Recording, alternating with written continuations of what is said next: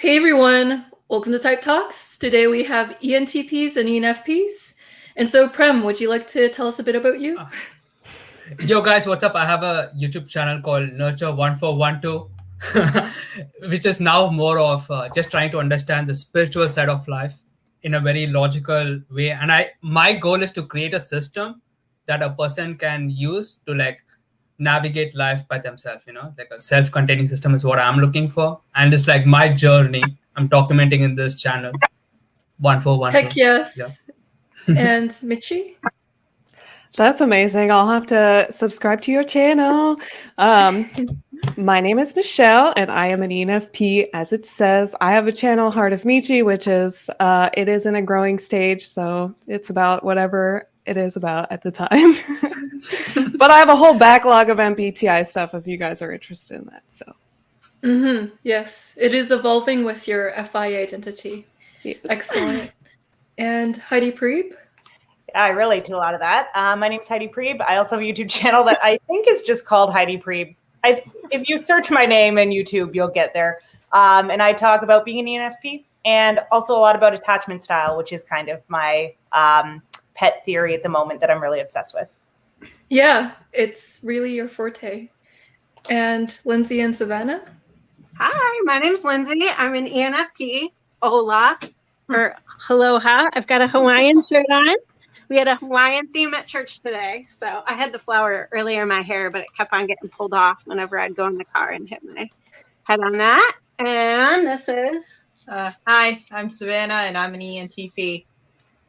Hey, what up? And Boris? Yeah, my name is Boris. I don't stutter, but that's Boris has become my online name. I run a Toronto-based MBTI group, which is kind of N-centric. I do not have a channel, but I plan a hostile takeover of Nurture1412 because I'm getting channel envy. And that's one of my future plans. That is hilarious. And so check out these amazing YouTube channels. Prem has a YouTube channel called ENTP Nurture. Michelle has a YouTube channel called Heart of Michi, and Heidi Priebe has a channel called Her Name. And so check out these amazing NEDOM YouTubers. Their amazing plethora of ideas will always leave you breathless in the best way possible. Wow. And hi, my name is Joyce, and I'm an MBTI certified practitioner, and I facilitate the instrument and organizations. And so let's get this party on the run. My first question for all of you is, what are the differences between these two types? If someone was thinking about whether or not they were ENFP or ENTP, what are some things that you notice between the ones that you know in real life that are a little different than you? So I know Heidi has a ENTP best friend, so maybe she can chime into this too. And Lindsay and Savanna literally know each other, so that they might be a great point of comparison as well. So feel free to add any of your thoughts. Yeah, I'll take the lead on that. So yeah, my niece Savanna, so one of the biggest things is we'll go on like these any adventures with all these like fun ideas and brainstorming and all that kind of stuff. And Savanna will definitely be more playing with the logic and the thoughts behind it, where I'm more like playing with like the authenticity or like the moral things. And that's a huge things come about. And I'll usually end up saying illogical things, and then her TI will be like, well, actually, this is the more accurate thing. And I'm like, oh yeah, you're right.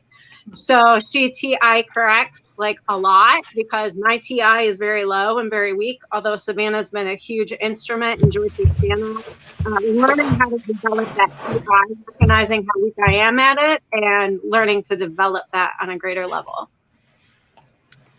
So what are your thoughts, Savanna? I noticed like an overall generalization that I found the biggest difference between ENTPs and ENFPs. Well, we're both in Meadowland and, enjoy all that.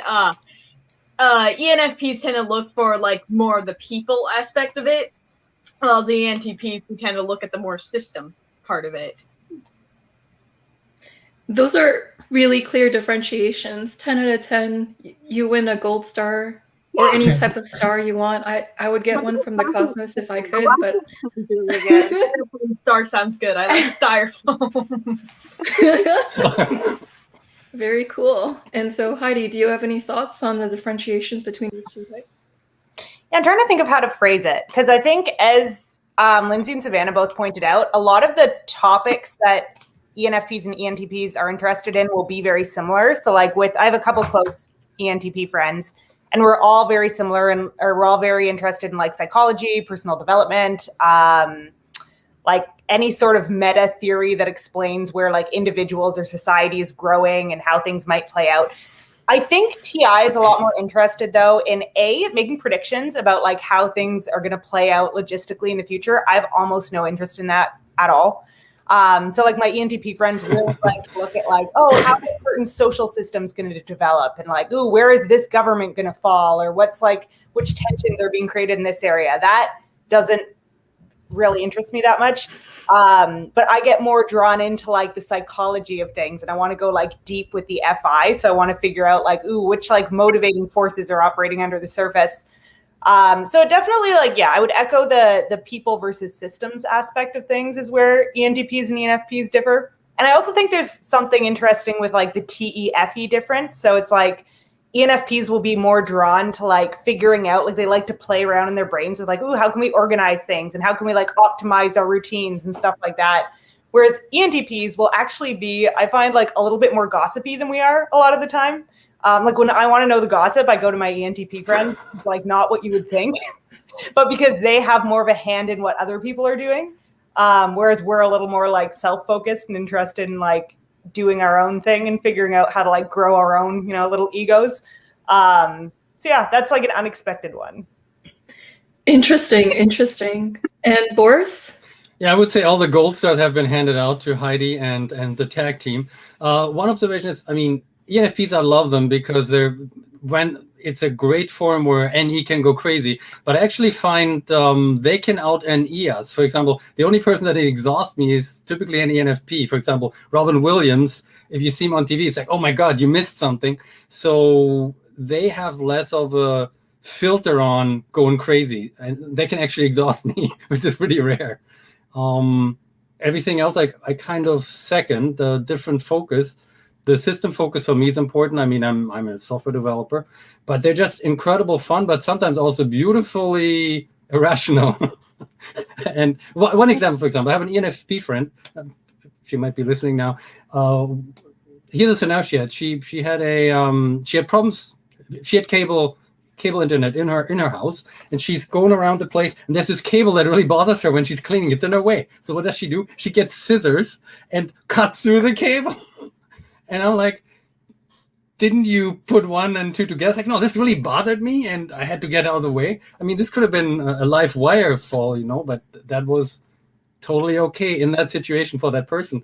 And that's more extreme than I could ever be, possibly even on drugs. But they're lovely. I mean, it's so much fun to spend a night joshing with an ENFP because there's no bounce, right? Yeah, that is fascinating. I find sometimes ENFPs might struggle more with the ST, like you were saying, Boris. For instance, my ENFP will have big ideals. So she'll go like, I really feel for homeless people. And so I was thinking about getting them all a tiny house and maybe like housing a bunch of homeless people in it. So they'll be emotionally moved to have these ideas in the moment to really like do things. But sometimes the logic sinks in and you're like, can you actually do that? How much equipment would you need to build a tiny home? How much money would you need to buy that tiny home? And then the ENFP's like, yeah. But it's amazing because the ideals of the FI really go really amazing, and they try to really want to help people sometimes. It's like this heart for humans sometimes, or for some of them, for some ENFPs. And so, Michi, do you have anything you'd like to add to this? I feel like, ENFPs live a little bit more on like inspiration. So like we're inspired to do something, we would act on it immediately, where ENTPs are a little bit more methodical in some senses. And I think that we're both like, we like to be the devil's advocate and like poke at people and see how far they're willing to go. But we go more as like a morality devil's advocate, where we're like, okay, well, what if you were in this situation? Okay, what if you were in this situation? What would you do if this was happening? Whereas ENTPs are more devil's advocate in a I don't know how to describe it in the like typical way that you think of like devil's advocate. I don't know. It's hard to describe, but yeah, I think that's Sometimes we are the devil because we don't have FI morals, right? that's another thing. I think that ENTPs are much more willing to, and this might like sound bad, but like take advantage of people in the moment, like oh, but like they'll like put aside the morality of it to do whatever's like makes sense, or like, you know, try to like I think ESTPs are a little bit more prone to it, but in like the whole like ignoring of FI situation where they'll like make a decision that kind of hurts somebody, but overall it's better. I don't know how to describe it. Yeah, it's sort of like the ends justify the means thing. Yeah, yeah.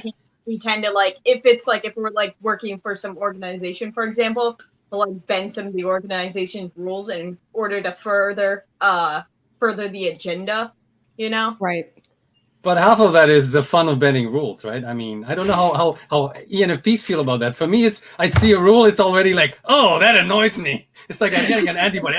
Why is that rule there? Let me challenge it out of principle. I mean, just it's a first gut reaction. Do ENFPs get the same or not so much? I think we like rules a little bit, not like where it's like constricting, but I think that all of the all of the FISI or SITE users, the four of us, I think we're all a little bit more keen on rules in general.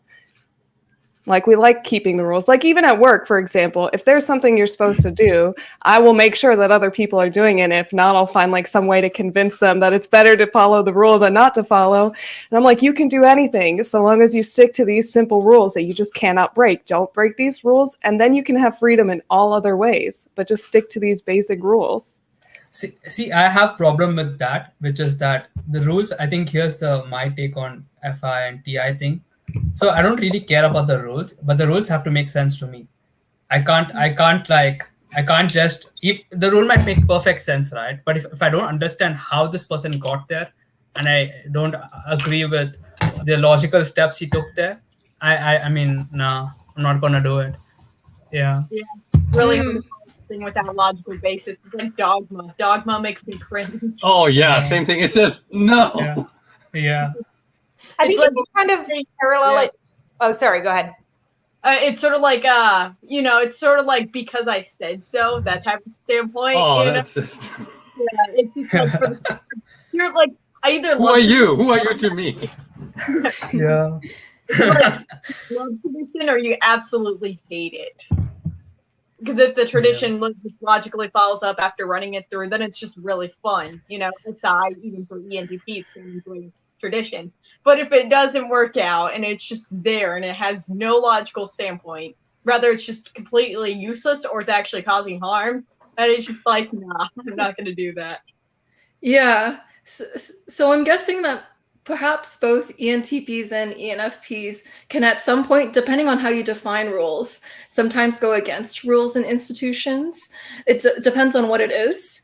But I find the difference might be in TI and FI. So I notice FI users, when they set a morals, they'll stick to it even when no one's kind of looking sometimes with some FI users. Mm-hmm. So for instance, if you're like, you always put the milk in the place where the milk goes. And so let's say no one is looking. I've had FI DOMs, I'll be shopping with them, but they'll put the milk back where the milk's supposed to go on the shelf just because it's a part of their moral compass or moral GPS to do it, even if no one's looking. Or with driving, they'll adhere to certain driving rules, even if it doesn't really apply in that situation too, but it's like almost a moral type of thing that they have an integrity within them that they kind of have to stick with sometimes. Whereas I find like TI users will feel more permission to bend certain rules if the situation is a little different. So let's say you obey certain driving rules when there are certain situations where you need those driving rules. But when you notice, hey, you know, you can actually bend the rule here with driving, a TI user is more likely to more quickly notice that logical turnaround in that situation and kind of go by it. If you understand what I'm saying, I'm sorry if it's kind of convoluted. Well, here's it's like if you look at TE versus TI, right? Like for TE, the rules are there for an end result to be achieved. So it's like if I see a faster way to achieve an end result by breaking a rule, that's fine, as long as there's no direct consequence to breaking the rule. Like no one's going to like fine me or whatever for breaking it. But it's not like the rules in and of themselves are not super interesting for me to analyze. What's interesting is the end result. So whichever rules help me or hinder me from getting to that end result works, kind of how I think TI users are with FE. Like it's like, oh, these social norms are in place so I can get the desired social result as quickly as possible. And if there's a better way, then I'll do a better way. But, you know, these are kind of the guidelines that have been pre-established. So why not follow them when it makes sense to?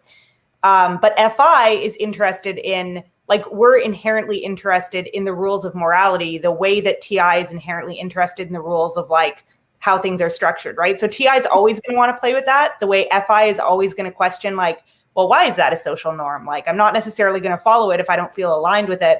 And it's probably similar for TI. Like, if I'm not like, if this doesn't make sense to me, I'm going to poke around and see what might make more sense, because they're not just looking for the best end result. They're looking to understand the system. And we're kind of the opposite using TE. Like, whatever gets me the result, cool. So unless I have a reason to break it, I'm probably going to follow it. And it's probably like the same in like the reverse in social situations. Yeah. For each type. And to build off what she said, I spoke to an ENFP, and it's more like what is part of your identity versus what is like non-personal, you know. And I feel I was speaking to an ENFP, and she was saying something like, I was asking her, yeah, what is TA? I don't get it. What is FI? I don't get it. And she was like, okay, I'm collecting this spectrum of logic, and then I'm using my values to choose the whatever logic I want to choose. But then you have your values, which is grounded. Yeah. For me, it's not that. I have my own logical sequence that I have, a whole logic thought process. And for me, the tribes, whatever the tribe emotions are, I'm taking that for me. So if you ask me what are my values, I could say, I don't know, man, compassion, kindness, I don't know, you know, but it doesn't feel personal when I say, oh yeah, my value is compassion. It doesn't feel like I'm operating my life from that value. It doesn't feel like it's part of my identity. Even though my TI could have a consequence of me being compassionate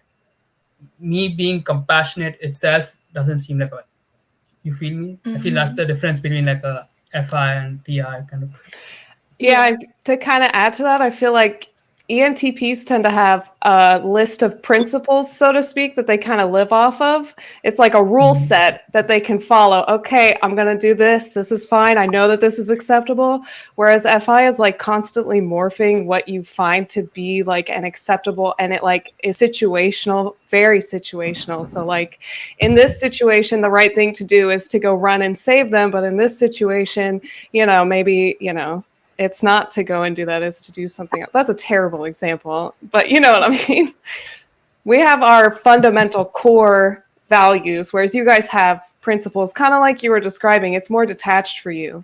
It's not something that's like intrinsic to who you are, what values you have. It's more of like a consequence than a root, or I should, Yeah, I think FI and TI believe in there's no cookie cutter solution, so they'll try to really figure out and analyze the specific situation in all its nuance and all its variables, and it can be very slow and precise because of that, whereas TE and FE can try to get the gist of things, so it's more cookie cutter. And so it's more like, okay, and I'm going to try to figure out how to get this end result, either with TE with systems, like an end result that'll get the most efficient type of results, or with FE, an end result with people and groups and relational things. So that's really great, really well said. So another way to differentiate these two types is, like Prem was saying, the identity piece.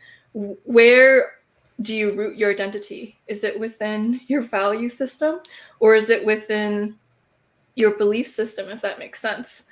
Principles, Yeah, your principles. Mm-hmm. One of the differentiator questions they use at Personality Hacker to sometimes tell apart TI and FI is, what is more exciting to you? Figuring out a new belief or a new passion? And so the belief would be the TI and the passion would be the FI. Of course, it's not going to get everyone always, but it's an interesting question to ask people sometimes. So yeah, These are really great differentiators. And so this is the first question for tonight. How do any DOMs create ideas in the moment compared to any ox? Auxiliary is which any position? odds? Second. Second. Okay. I don't think it's going to be that different, no? I think that any DOMs sometimes don't know when to stop, whereas any ox doesn't know where to start. Yeah, there tends to be a little bit more filtered when it's in the second spot. You know, you don't swim with it as much as it would be in the first. So yeah, I think I've noticed with a few people who I speculate have any in the second spot. They're extroverted intuition tends to be a little bit more filtered, a little bit more contained. Whereas me, I'm just spewing out a bunch of random things for the sake of entertainment. So yeah, I feel like the only difference I can think of, I feel like a lead any like me, I don't spend too much time connecting the sensory, the SI and the NE part. But I feel if you have any in the second position, you have like more balance to join in the NE and the SI. And an example for this I can give is I spoke to Baron Katie. I have a video on my channel, and is she any kind of like that dynamic, right? And I was talking to her, yeah, the education system, I'm saying, she's like, okay, take all that down. What is it? Give me like one word in the sensory. She was asking me to do the SI, right? And I'm like, oh my god, can't. It's too much. It's too much brain power, And I realized how much of my time I don't spend okay, I have all these ideas. What does that mean in actual physical sensory words?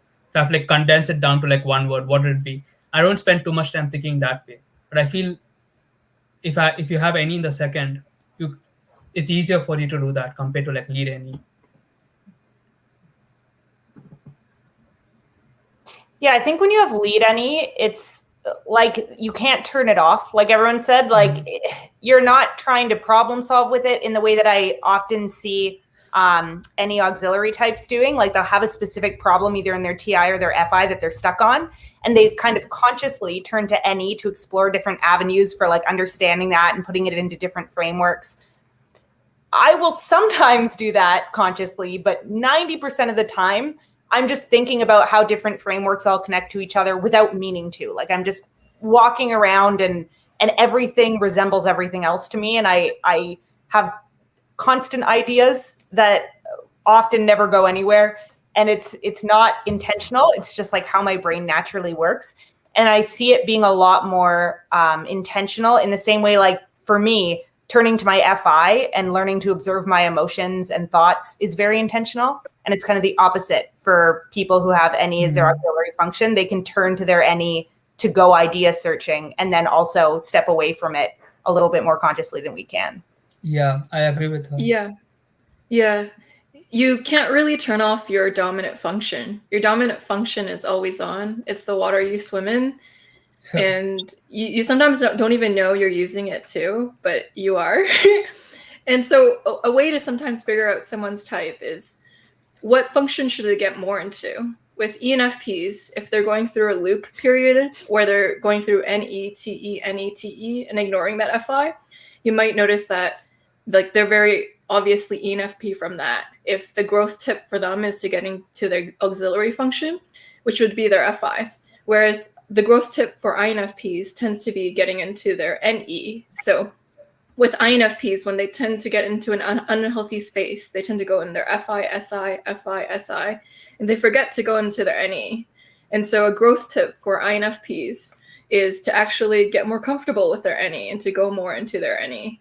And so that's another way to differentiate any DOM use of NE and any AUX use of NE, because the INFP might actually be underutilizing it in certain periods of their life, whereas the ENFP might be underutilizing their FI in certain periods of their life.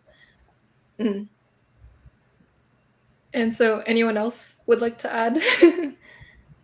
I think if you just like funny, not really like an accurate way, but I think sort of a way to get like an idea if somebody has any on the top or second is just to ask them, give me one idea between these two concepts. And if they forever pick one, that's usually because they're dominant and they're just trying to figure out what example to use. You know, because it's just like, oh gosh, I can only pick one. Yeah.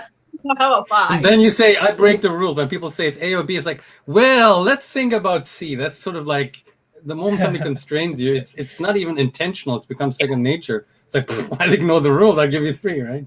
Yeah, just make a definitive statement, and if you're around an any Dom, it will immediately be argued. No, I disagree with that.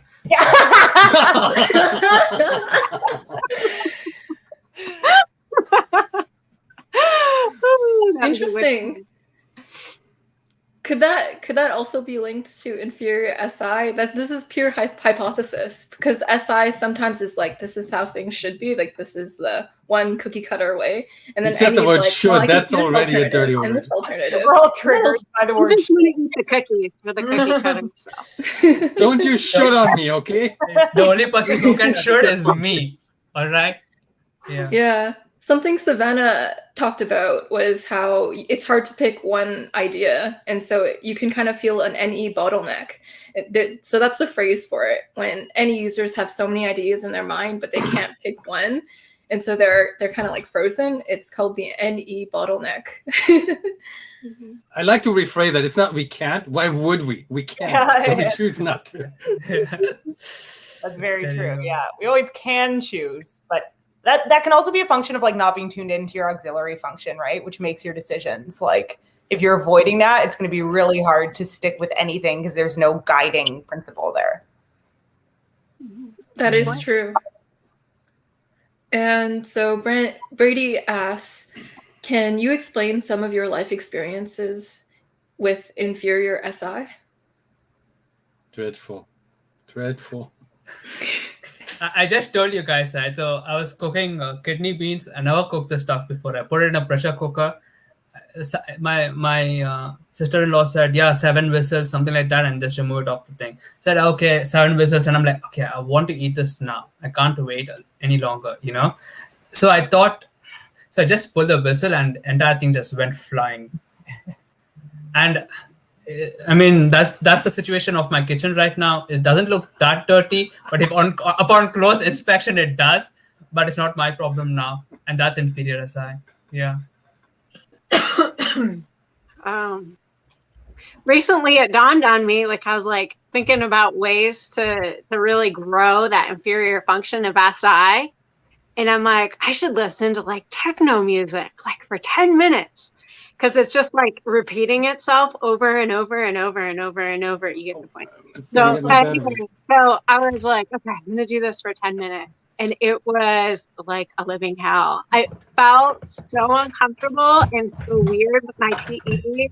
Is like, this is gonna work. So I like intentionally like made sure I did it, and then after a while, I started feeling more comfortable in that uncomfortableness. And then the fruits of it were great, because I noticed that it was so much easier for me to stick to a task and complete it to the end. Because I started, it was really life-changing. But just, the SI felt, with listening to the techno music, it felt like so restricting, and it felt so uncomfortable. And then just sitting in that, and then like I started to be like, okay, well, how can I explain the emotion that I'm feeling with the FI? And I'm like, it feels like constricting. And then maybe about the 4th time that I did it for 10 minutes, I'm like, okay, it's more like a blanket. Like it's like a blanket surrounding me. So it's not as restricting. It's just like creating boundaries. And then over time, I started being more comfortable with the SI. And then the fruit of it was I was able to complete tasks. And I'm like, wow, this is really, really beneficial. So, but at first it was super uncomfortable and felt very constricting.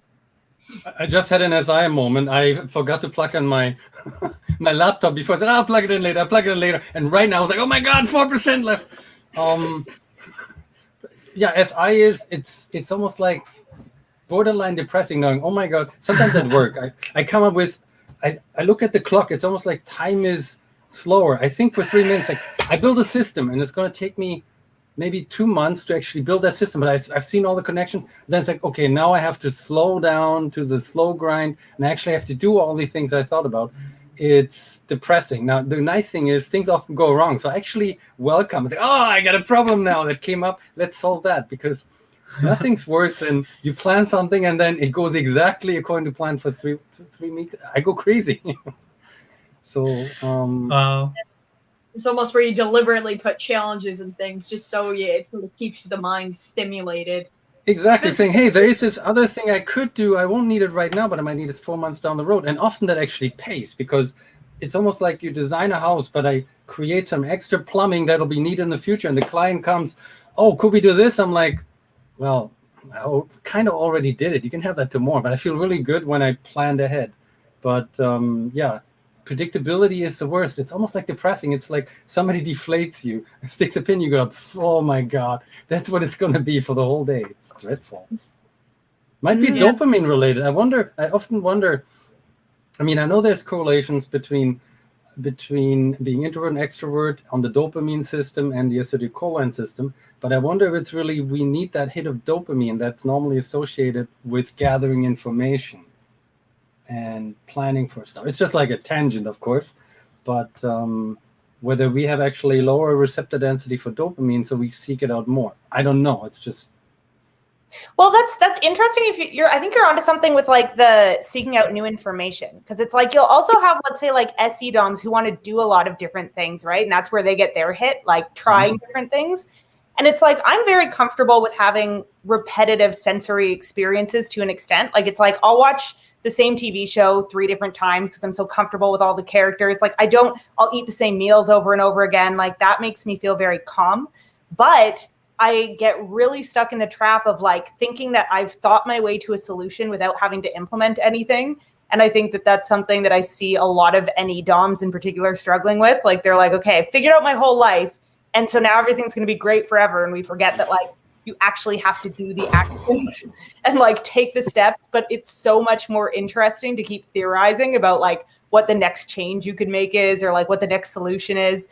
So it's like, I definitely don't feel like I need that much. I mean, I need enough sensory novelty for sure, but I'm very comforted by sensory familiarity. But then I get stuck in the trap of like not connecting my ideas to reality, like not bridging that enough. And that's where you end up as kind of like the discombobulated floating head as an NE DOM, where you're like preaching about the right way to live, but not doing it. And it's like, that can be really like easy to fall into. Plus, I changed my mind. What I said last week, forget about it. Different. I'm not vegetarian. I'm going to go paleo. Paleo is the way to go. Yeah. Yeah. Yeah. There's a question that personality hackers sometimes ask to figure out if someone has dominant extroverted intuition, and it's, do you start more ideas than you finish? Because with NE DOMs, they often like to think about ideas and to think about all the angles of an idea or the hypotheticals or the speculations around it. But the doing of it is less fun or less fulfilling sometimes. So sometimes you can get that hit of dopamine through really thinking about it and thinking through it, but the dopamine doesn't come from actually experiencing or doing it sometimes. And so there's that disconnection that Heidi mentioned. Yeah, especially I feel like, I don't know, with inferior SI, I feel like almost the dopamine hit is getting from the expectation, versus when I'm actually doing any, I'm getting the dopamine hit while doing any. Process versus the result, you know. And most of the things are motivated sometimes with the result, like I'm doing any, I'm getting this dopamine, but for me to get dopamine from my SI theory, for me to get dopamine from my SI, I need to see the result. But I don't see the result until I do the sensory, but I'm not getting any dopamine while doing the sensory. So it's like, so I have to somehow find a way to like keep it interesting, you know, like Boris said, I want like a challenge, like something. There's something interesting about you said, because I saw something by Jordan Peterson, and I think this is actually accepted in psychology, that the dopamine hit is associated with the anticipation of something. Yeah. The moment you complete it, you actually don't get the satisfaction. That's possibly even globally true. We might just be more extreme in that regard, right? That is true. That's called gambler something. Well, it's like dopamine motivates absolutely everyone, right? Like, it's like introverts, extroverts, NE DOMs, SE DOMs. Like, dopamine is just like what makes you go do things in your environment, like what motivates you. But it's just like, it's what gives you that dopamine hit that like distinguishes us, which is the interesting part. Like, it's definitely not like, oh, we have more dopamine than other people. It's like what gives us the hit is different. Yeah. So it's like, for other people, like doing things, like actually physically meddling with their environment is like very exciting, and they're very motivated to do that. But we're just like very motivated to theorize and like get excited about the ideas of it. And it's actually more extreme. My understanding is people that seek like any DOMs may actually have, you have dopamine receptors, which means you have places where the dopamine can go. Presumably extroverts have less of these. That's why they seek to get more dopamine, because they have to pull in 50% more to get the same satiation level. And that's something interesting, but I want to ask Joyce now, what motivates her? There's a separate system, it's the acetylcholine system, which is associated with being introverts. Introverts actually have more dopamine receptors, so they easily get overstimulated by dopamine compared to an extrovert like myself. They burn a different fuel, which is acetylcholine. They have the reverse situation there. Joyce, what keeps you motivated? I mean, you have an I first. Does that work very differently? Does actually reaching the goal to you is more satisfactory than it would be to me? Because for me, it'd be, oh my God, now I got to find a new goal. But you might say, oh yes, I achieved my 4-year plan. That's awesome. I'm curious how that would contrast. Yeah, that's a good question. I perhaps get my dopamine rush from finding a likeness in ideas. So like finding the core pattern within patterns, something that stays true amongst time. So when all of you are able to find core patterns in which you all agree upon, that's like me getting my ecstasy rush right from that. That is probably what I live for, to figure out the secrets of the universe. Finishing things, I find it like I can do it, and it gives me like a moderate dopamine rush. But if it's not to do with the world of ideas, it's not the best dopamine rush I could be getting. So I'm kind of what people would call, I think, a sapiosexual. I could be totally butchering this, but I like the mind more than the body. And that's because I get the best dopamine rushes through thinking with people and really arriving at abstract ideas or hypothesizing or theorizing or understanding something more insightfully. And everything else is like a second place. That's why my body can feel less real as well. So I don't really feel fully inhabited in my body because I'm disinterested in it to some extent, sometimes indifferent to it. Unless it's doing some sort of SE thing that's impulsive in the moment. But I mean... That's a nice combination. I'm very planned and controlled until, well, if I'm in SE binge, then weird things can happen. I've had in the past like screw it all moments where I was like, I cared so much about carrying out this thing, and then it's like everything was just not leading towards it, and then you're just like, you throw your hands up and you know what? I don't know, you go through binging periods of like, I don't know, binging foods or binging unhealthy habits, and then you're like, all right, gotta stop this. So here's a question though. Let's say you have this great mental insight at that moment.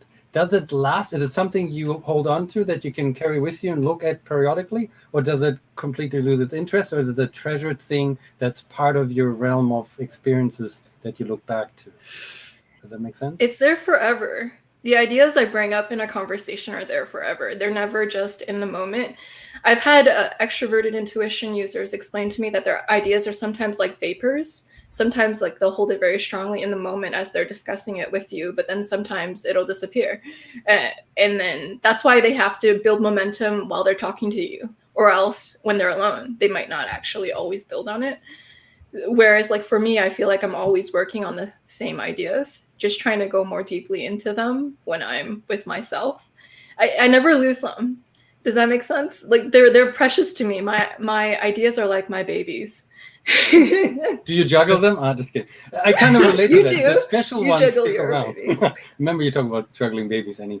Because I find there's two flavors of what you just described. I think I experienced both. There are the experiences that are forever that I cherish because they become part of me. But an E can also generate stuff that's sort of transient. But I think for you, it's more of the first kind, right? Yeah. It never feels like an idea is transient to me. It's like I have very scarce ideas, but when I have them there, I try to build on them the best that I can. So like every insight I have is really stacking onto a previous insight, and it creates this layered insight cake. But I'm always adding to similar cakes. So I have like different cakes that I'm adding to, but they're always there. Yeah, it's like, it's very annoying. No, yeah, I think I want to add on, define what Boris said. To say that NE is completely transient is an understatement, because it's not like it is transient in I'm nature. not even saying it's completely transient. I'm saying much of it can be. So, but now you're going there. Sorry, didn't mean to interrupt. Completely, no. It's all ideas. No, I'm just kidding. I feel what sticks, like any, like let's say an paper idea comes in, but then you're using your TI or your FI to then build. You're taking that idea and building your TI, and I feel using my TI, I can like summon those ideas back, almost like conjure them back. But they're all like stored into like the logical stacking of my TI and FI. So for me, the ideas itself are very non-personal, but the stacking of it is in my TI for me. I don't know about FI, but yeah. Yeah, that resonates for me too. It's kind of like pins in a map. Like your decision-making function kind of goes like, okay, we've identified these places are reliable to go back to. So it's like we can keep building our world map around that. But NE is what explores. And then you use your decision-making functions to kind of land on the most, like the ideas that have kind of the most weight and like encompass the most. But then NE is constantly off looking for new stuff and like connecting new things. Mm-hmm. Yeah, I feel like the information is stored in a very abstract way. It's not like I remember all my insights, but let's say Boris said something about dopamine. Like I was talking about the concept, and then Boris was like, yeah, Jordan Peterson said this. It's not like, I don't think Boris was consciously keeping that idea in mind. It kind of just like pinged off, and it's like, yeah, this Jordan Peterson said the kind of similar concept, that reminds me of the, and it's like, I feel it's like that.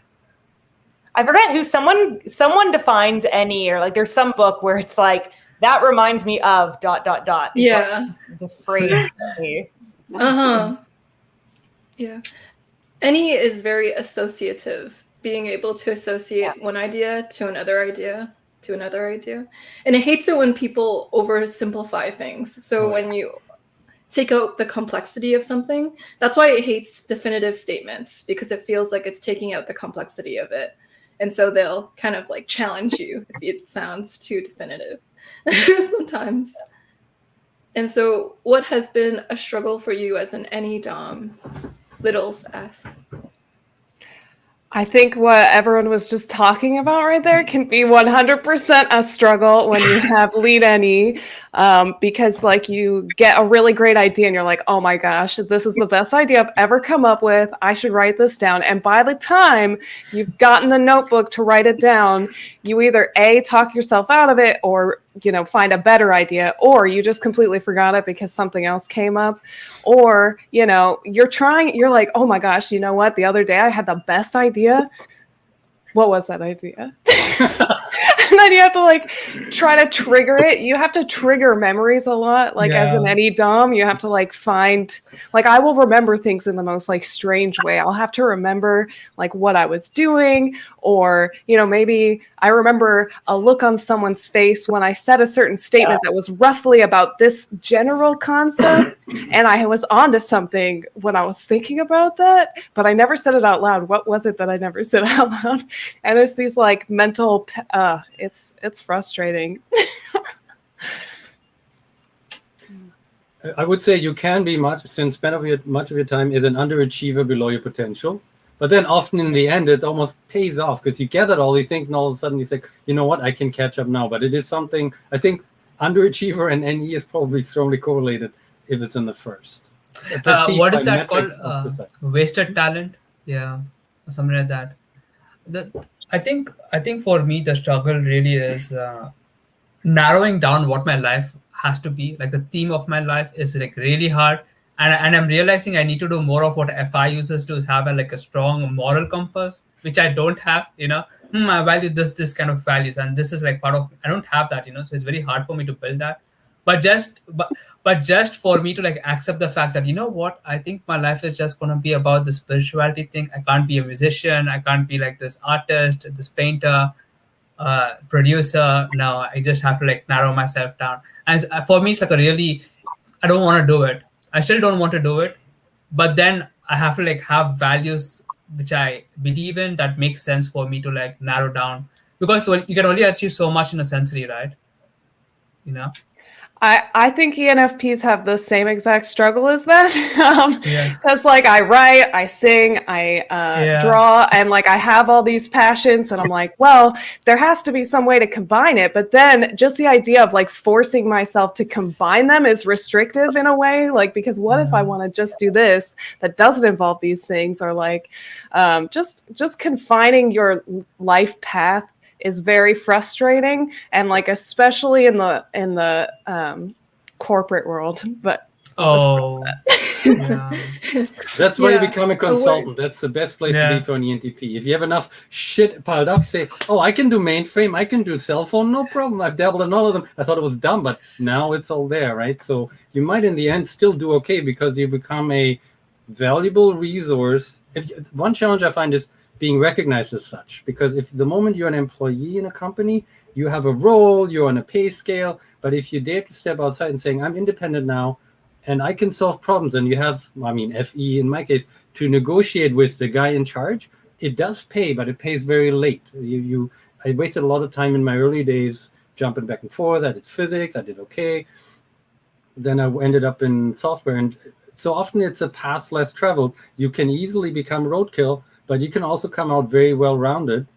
And I would say being an independent that offers a service with a lot of depth and saying, I can dig into this if I have to, tomorrow I can know what it can be your advantage. So it's almost like a late payment for gathering all these things. And all of a sudden you have all these tools in front of you that you never thought were useful, but you might be able to hobble something together.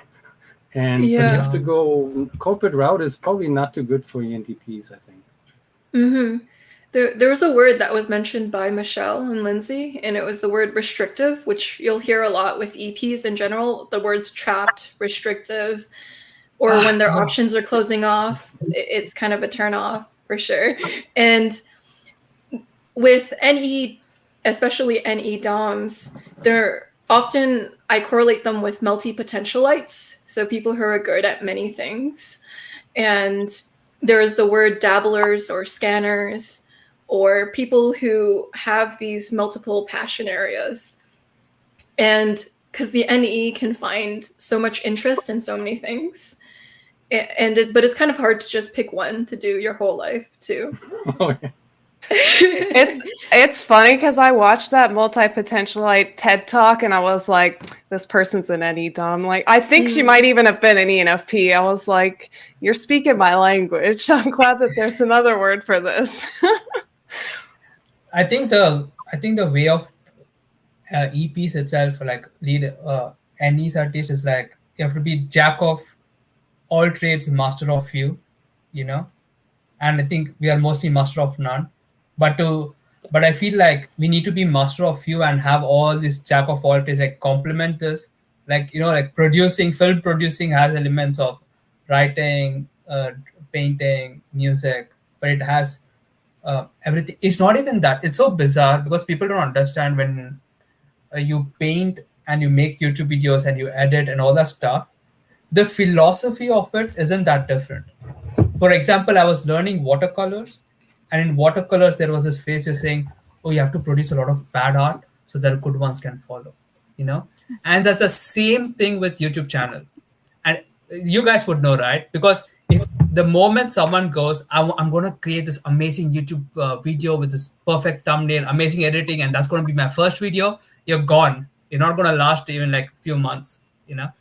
So it's like, I'm going to like make out videos that are easy to make, and I can get them out there, but keep them improving. And that's a philosophy I got from learning watercolor painting, but I'm using it in YouTube. I feel like there are like philosophies that you like learn that can like apply across whatever. I think that's something that we do a lot as NE DOMs. And when we try to explain it to other people, especially sensors, they're like, no, these are different things. And you try to explain that the concept is the same. It's like the same general guiding principles, or like you just try to explain your NE, especially to high sensors, and they're like, no, that's And that's not no. it. And you're like, yes, it is. They're like, prove it. And I'm like, just get inside my head and you will see. You just get into my head. Yeah, that would be so much simpler that way. Yeah. I think going back to the question, what's been the struggle as an NE Dom is like people like throughout my life would be like, you're so weird, which is true. I'm not going to deny that. But, Thank but you. I could never quite put my finger on exactly like where the disconnect was. Because for me, I was just, thinking my thoughts and I'm just like, what? But then once I started learning about the cognitive functions, and especially with Joyce's channel, and being able to understand how people think, and I'm like, oh, it's the NE. For NE, some people, it's really hard for them to follow with all the, it's just like a foreign language to them. So then after understanding, oh, got it. Now it's the NE. Now I'm able to speak in other people's languages and their other cognitive functions. And connections with people is so much easier now. And for the people where the NE loses them, I just speak in their language and then I'm able to connect instead of losing them all the time. So I think learning the cognitive functions is really just life-changing because I love connecting with people and I love people in general. So being able to speak in other people's languages is huge. Fascinating. And so Ron asks, how do you see the future in terms of possibilities? And do you ever choose one outcome? Is the word one triggering?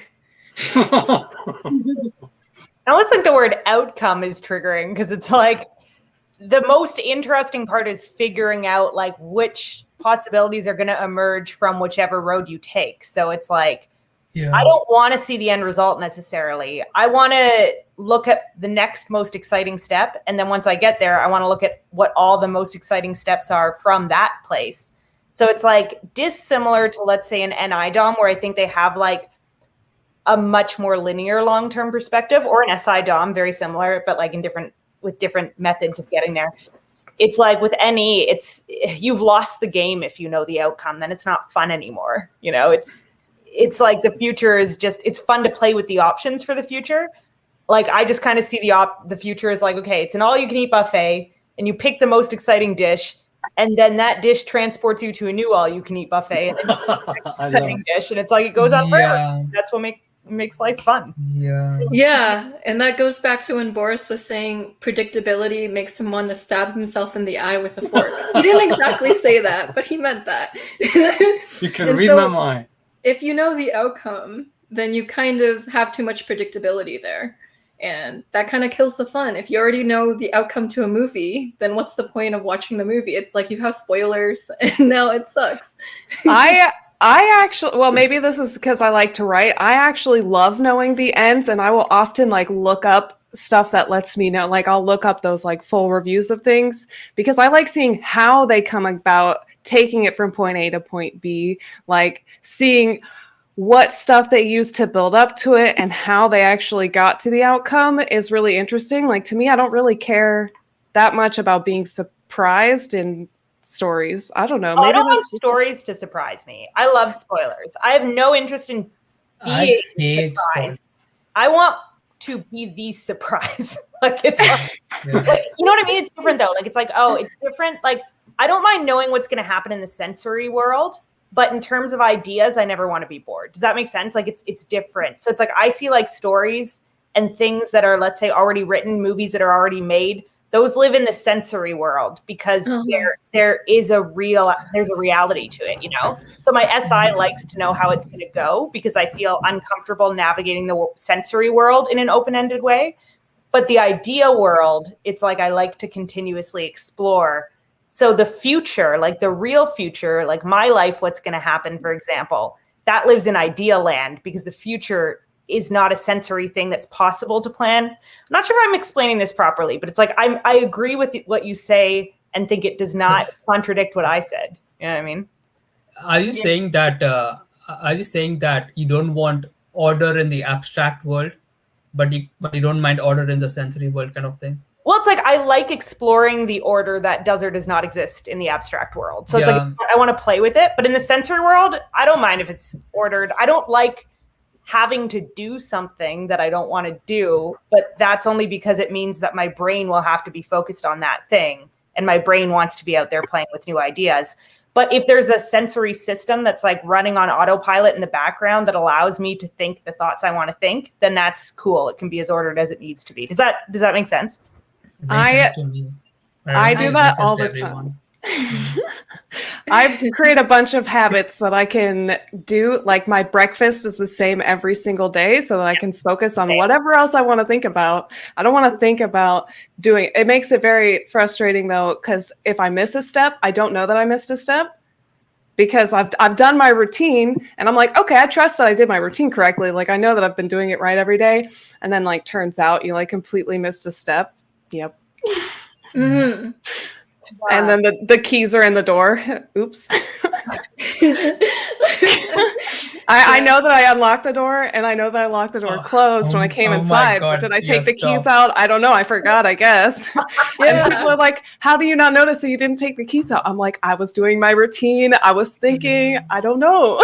That should be like a scene in a horror film. There was times where I've left my house and I'm like, have I locked my door? I don't know. You know? And I'm like, I want to check it. I'm like, what if I just have my keys there? I don't know. I literally cannot, especially when you follow a routine, like she said. Even I do that same thing. I have like the same breakfast, same food that I eat. I'm doing it so unconsciously. When I try to like remember what I was doing, I can't remember. So I can't remember whether I locked the door or not. But I'm like, my habit says I did lock the door. Yeah. Yes. It drives my boyfriend nuts that I do stuff like that all the time. He's like, how did you not notice? And I'm like, how do you notice? Like, teach me your ways. Like, because I don't know how you work like Do you know his type? Is he sensory dumb or? I think he's an INTJ, but he's also a 1. So he has very particular. Isn't that like the pair, the most popular pair in MBTI, ENFP and INTJ? Isn't that it's like the most memed, that's for sure. It's the most proven as well, yeah. Mm. Yeah, it's crazy. Yeah, that's fascinating. I'm wondering how forgetful or not forgetful is everyone here? What?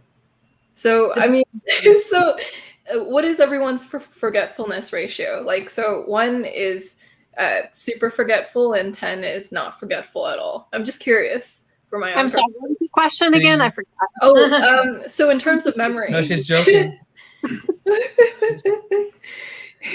she's joking. No, oh yeah, for me memory. Yeah, that was funny. I really feel like for any type, you're just forgetful about the things you don't value and you remember the things you do. So it's like, oh, when it comes to, let's say, like details about the people I love, I will never forget anything, ever. Like there are, and like ideas I have and nuances of a theory, I won't forget anything, but little like sensory details I might forget. Like did I take my vitamins today? I have no idea. But it's like, my vitamins today. Yeah, it's like things that don't matter to me, I forget, and things that I value, I remember. But I think that's pretty consistent across all types, I'm guessing, unless there's like, like ADHD or some sort of like attention thing going on. But it just differs in terms of like what you value remembering versus not. I agree with her. Yeah. I will say that I work with an SI Dom who just shared like a little bit of a memoir, and this man is in his 70s, I believe. And it has detailed, specific names. He's moved a lot. He knows the specific names of like the school, the buildings, the different company names, the people names. Like he remembers all these like microscopic details about he's like, I was like, why don't you write more of your memoir? Like, why'd you just stop here? He's like, because if I did, it would be Gone with the Wind. And I'm like, you remember sensory details, right? Because it's like, that's what I saw. Oh yeah, that's true. I guess if you ask him to remember some NE stuff, he probably would be like, well, didn't care about it, so I forgot about it. Exactly. Yeah. Things in conversation are much easier to remember. Like I always would like my friends, like a lot of my friends are SE users, so they tend to be a little bit more forgetful since their SI isn't like in the top 4 area. and they would tell me things, and then they forget the next day or so, and then I just like tell them this, and they're like, "How do you know?" And I like to joke that I see the future, but it's just really fun to make fun of their forgetfulness. Yeah, I do that with my friend, and yeah, they freak out. Because I'm like, I'll be in the game. Oh, you're actually doing this, and such. I get it. I really like connect dots. Yeah, it's too much sensitive. I don't want to go into it. Yeah. But yeah. Yeah. One thing I do want to ask. I'm sorry, go on, Boris. Sure. Good. No, I wanted to second what Heidi said. It's really, in general, I'm reasonably satisfied with my memory. If I care, I tend to remember. The only one exception is I really misplace little things, but it's because I really don't care, right? Yeah. So I regret not caring, but really I don't care, so I'm not like upset about it. It just annoys me. Oh, damn, where did I put the key again? But I can't be bothered, right? So I don't feel like, oh my God, I'm deficient, because what I care about, I do remember. I just wish I could care a little more about where did I put my keys or that piece of paper that I wanted to file for my taxes, right?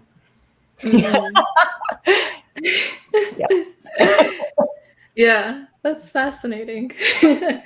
And so Max asks, with so many ideas, how do you deal with actually implementing those you decide on? I can go into this. One thing, it is a lot of work, because you have to like sit and ask, okay, what does this mean in the sensory? Okay, I have this. Let's say I want to do something, but what does this mean in the sensory? Does it mean that literally, in a very, very literal way? Okay, does it mean that, for example, I wanted to learn saxophone. Yeah. Okay, what does that mean in sensory? Okay, I have to get a saxophone. Now, what are my options there? I can either buy one or rent one. Can I rent one? Like, do the sensory, And once I can rent one, okay, now I want to become good at saxophone. Now, what does that mean in sensory? Okay, I have to get a book, I have to watch video, which videos, stuff like that. It feels very mundane, but that's what you have to do. And then when you're doing that process, I'm like, is this all worth it for a saxophone? I don't really know. Yeah, that's how I decide on. Also, one more thing I do is I just let time decide. So I feel like I'm young, so I'm gonna do all the things I want to do to whatever degree. And I feel like there are some things I do just last over time. There are some things I do that I keep doing, and some things I just stop doing. And I almost let time decide for me. Yeah. Cool. I just follow my obsessions. Like, it's like I don't decide half the time. I got into MBTI. Like, I've been working in the MBTI field for like 10 years because I just couldn't stop thinking about MBTI. I went to school for psychology. I would like skip classes to read about MBTI. So it's like, then I just started writing about MBTI and it took off. And now I don't really care that much about MBTI anymore because I'm bored. So it's like, now I'm being haunted by attachment theory. So it's like after like a year of not being able to do my MBTI work because I wanted to only read about attachment theory, I was like, whatever, now I'm going back to school for attachment theory because that's what my brain wants to do. And it's like, I think if like, yes, sometimes you have to force, like, if you need money, so you need to get a job, you have to pick one thing that you like to hone in on. But I think whenever you have the opportunity to, just like following your obsessions as an NEDOM is going to work so much in your favor because your brain's just going to think about what it wants to think about when you're doing other stuff anyways. So it's like, just follow that as much as you can is like, I really think the best possible course. Joseph Campbell said the same thing, right? Follow your bliss. Yeah. Yeah. They say that. Good. Yeah. There's a quote that says, find the things that make you come alive because the world needs more people who come alive. So to piggyback back up on what Heidi said, when you capitalize on the things that make you happy in that moment, you're the most impassioned by it, or you're the most likely to make the most beautiful things out of it. I believe, Heidi, you had a tweet where you were like, when you tried to force yourself to write an article on something, you barely wrote anything, but when you actually wrote about the things that were on your mind and that you were really feeling like writing, you were able to write so much on it. So when we follow the path of least resistance and the path that your mind wants to do, instead of trying to force yourself to be interested in something you're not interested in, you'll work way more in your own favor. It's kind of like the whole purpose of MBTI too. finding out your type is figuring out your flow state as well. The things that make you feel like you're in a timeless state of just doing something that feels so effortless to you. So instead of spending your whole life working against the stream, you work with the stream. And so you're able to produce more with that. There's this quote by Dr. Seuss that says, if you teach a fish to climb up a tree, it'll think its whole life thinking it's stupid. And so if you just do what comes the most naturally to you while figuring out a way to use it towards some sort of external mean to help other people as well, it's amazing. So it's almost like figure out what really gets you going and really listen to that, because you'll be miserable doing anything else. Great point, Joyce. You were going to say something? Yeah.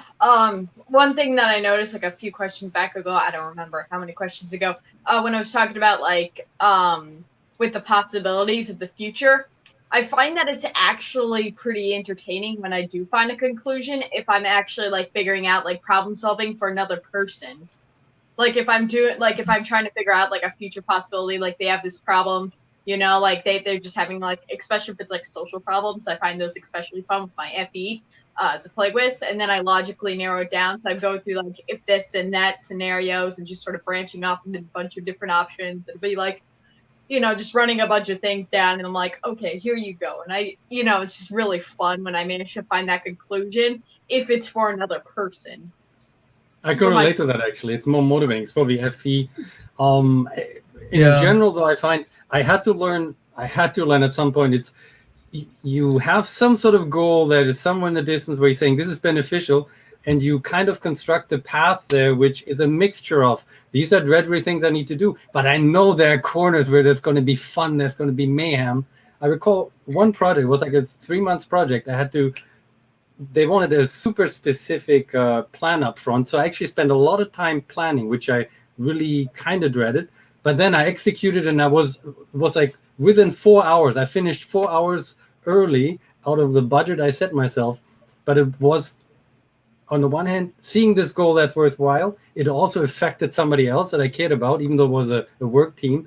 But also I knew there were all these pitfalls that I kind of sort of saw. It's like I'm going to have fun solving these problems that I couldn't know about. So it's a mixture with the thing that I like and tying it to something that I think I should value. If it's ideally tied to another person's benefit, those three can work together and you can actually execute almost like a TE DOM, I find.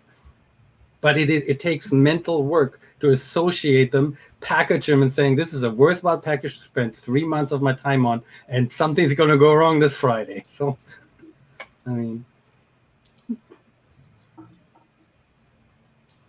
fascinating. I know we're moving on, but it's like I think people think of NE as kind of like discombobulated ideas. Like if you don't have any, I think the like stereotype of it is like, oh, there's like a list of ideas, but they're all interconnected for us, the framework. So it's like the higher level that you can stay at in terms of like actionables. Like if I can, let's say, have a career where my job is analyzing frameworks, like Boris, you said earlier, like consulting. It's like consulting is kind of just putting things into context and then looking at the framework that surrounds it and figuring out solutions within a certain context. And that's very NE, right? Like it's very NE to look at how everything's connected to everything else. Same with NI, but in a like different, like in a emergent rather than convergent way. And so I think the higher level you can keep what you do and what you spend a lot of your time on, the longer it's going to last. Because it's like if your work or whatever you're focusing on is more conceptual, then there's just so much to play with endlessly, and you don't really have to pick one idea. Like you can converge all of these ideas in endless ways. It's kind of like baking. So it's like it's not as big of a problem as people think, because people think that NE is a lot more disconnected, I think, in terms of ideas than it actually is. Yeah. It's just harder for people who are not NE users to see the connections between the ideas. Mm-hmm. So they're definitely related to each other. It's just that people who don't have any have struggled to sometimes see the connection between, like jumping from notes of wine to notes of a piano. Like they don't see the connection between the notes there. And so with a lot of topics, NE users can sometimes lose people, or people can go like, wow, how did you get there? When they're really very much connected. It's just like, so both NE and NI are interconnected ideas, but NE cares more about the breadth and scope, and the broadness of getting this wide connection of ideas and how they interrelate, whereas NI is a little more drilling down and drilling into an idea. Yeah. No, I just wanted to like build off of what she said, which is, why I feel, this is my theory, right? But I feel like as an any user, I realize I don't actually consume any sensory at all. Even in a conversation like this, I'm only consuming like concepts, from what Heidi said. From me, I just listen. Oh, any users is not that interconnected. For me, that's a very abstract concept. Of course, there's sensory backing up the concept, but what I'm like taking in is the concept, and the sensory almost helps me understand the concept. But what I'm consuming is the concept. That's why even for audible and all, I can listen in a high speed because I'm not actually listening to any sensory. Yeah. Because any sentence you take, I'm just listening to concept. Even about people, I just remember certain things they do, or certain abstract ideas about them. But I don't actually remember. I derive the sensory from the concept. It's not like I'm not remembering the sensory. I can still give you the sensory, but the sensory is almost getting derived from the concept. And I don't feel NI-SE users do it. I feel NI-SE users, they gather the sensory somehow and they build one concept, right? Quite literally, yeah, because they're using SE to gather data and then NI to put it together, but we're doing the opposite process. Yeah. Yeah. NI is like taking from the spectrum of the sensory, the SE, and trying to find the NI line of best fit of all of that sensory information. How can I draw the line of best fit the through line? Yeah. And so Polymetric asks, other than ENTP, ENFPs, what other types would you include in a late night conversation to make it last as long as possible? I would like to go first because I have a hot take on this. So here's my hot take right now. People might strongly agree or strongly disagree. In my experience, stuff like this type almost does not matter. And in fact, I would also say that if you are going with the person, I'm not coming after you or something folly. There are many people who think like this, where they kind of like try to assume other people's values, intentions using type. Oh, it's a ENFP, it must be like compassionate, kind, or something. I feel like that is so humanly unique. It's just that, I feel like because there have been ENFPs that I have amazing conversations with, and there have also been ENFPs that I just didn't vibe. And it really comes down to like the person's, your values and their values, and you guys like just flow together or not. And I feel like type almost doesn't play a role. And just like shared interests. Like it's like, I could have another ENFP, but if we don't like any of the same stuff or aren't interested in any of the same stuff, we're using the same mental processes, but it doesn't necessarily mean we're connecting in any meaningful way. Versus like an ISTJ, the complete opposite of my type. Let's say we have a shared interest. It could be fascinating to talk to them for 12 hours and see how they approach it from a completely opposite perspective. So it's like, So did you guys notice we dodged the question as usual? They said A or B, said no, we said C, right? And I understand that. Looking at, the meetup I'm running, I do like diversity. Obviously, it's nice to have a good mix. It's nice to have another NE in there. You don't want to be in a room full of ISTJs. But honestly, I actually welcome people that walking off the street that might be ESTJ and they have a totally different mindset. It makes for an interesting night as long as you have enough diversity. So I would not cherry pick, right? Diversity makes a good conversation. That's true. I agree with Cool. Awesome. And so feel free to answer the previous question, but I'm also going to mention the next question as well if you guys want to answer it. So Ron asks, how did you come to conclusion that you were either an ENTP or an ENFP? I don't cut cable wires that are in my work. That's just me. I don't cut cable wires as well. I'm an ENTP. That's how I came to know. No, seriously, I think Dave and Shan typed me as an ENTP, pretty classic one. And also like the 16 personality test also typed me an ENTP. But it types everyone in ENTP if it doesn't understand what, if you're it's like they get like the first and third letter right generally. Yeah, it's just N for everyone. Yeah. And then like P or J. I don't know. Maybe. Yeah. Different, but... If you're chaotic, it doesn't know what to do. ENTP, you know. So That's fascinating. I get have a ENTP on 16 personalities. Fun fact, but definitely not. Fascinating. Wouldn't it be so? TI versus FI is fairly easy to tell if you spend enough time with a person. And I think for me it's TI because FI is something, I'm not saying I struggle with it. I try to understand it in its own context. But I mean, INFPs that I have dated a few in the past, there's always this great connection on the NE vein, but then FI meets TI and I think they're very easy to tell which camp you're in if you reflect on it, right? So yeah. I have a question. Have any of you wanted to give your services away for free before? Like either give away books that you've created for free or things that you've created for free? Yeah. Yes? I do quite often. Yeah. It's like I like to learn like a bunch of different things and stuff, like from politics to psychology to styrofoam. You know, I got like a broad range, you know, it's like a polymath.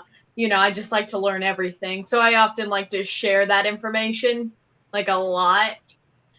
Like a lot, like I pester my friends about it.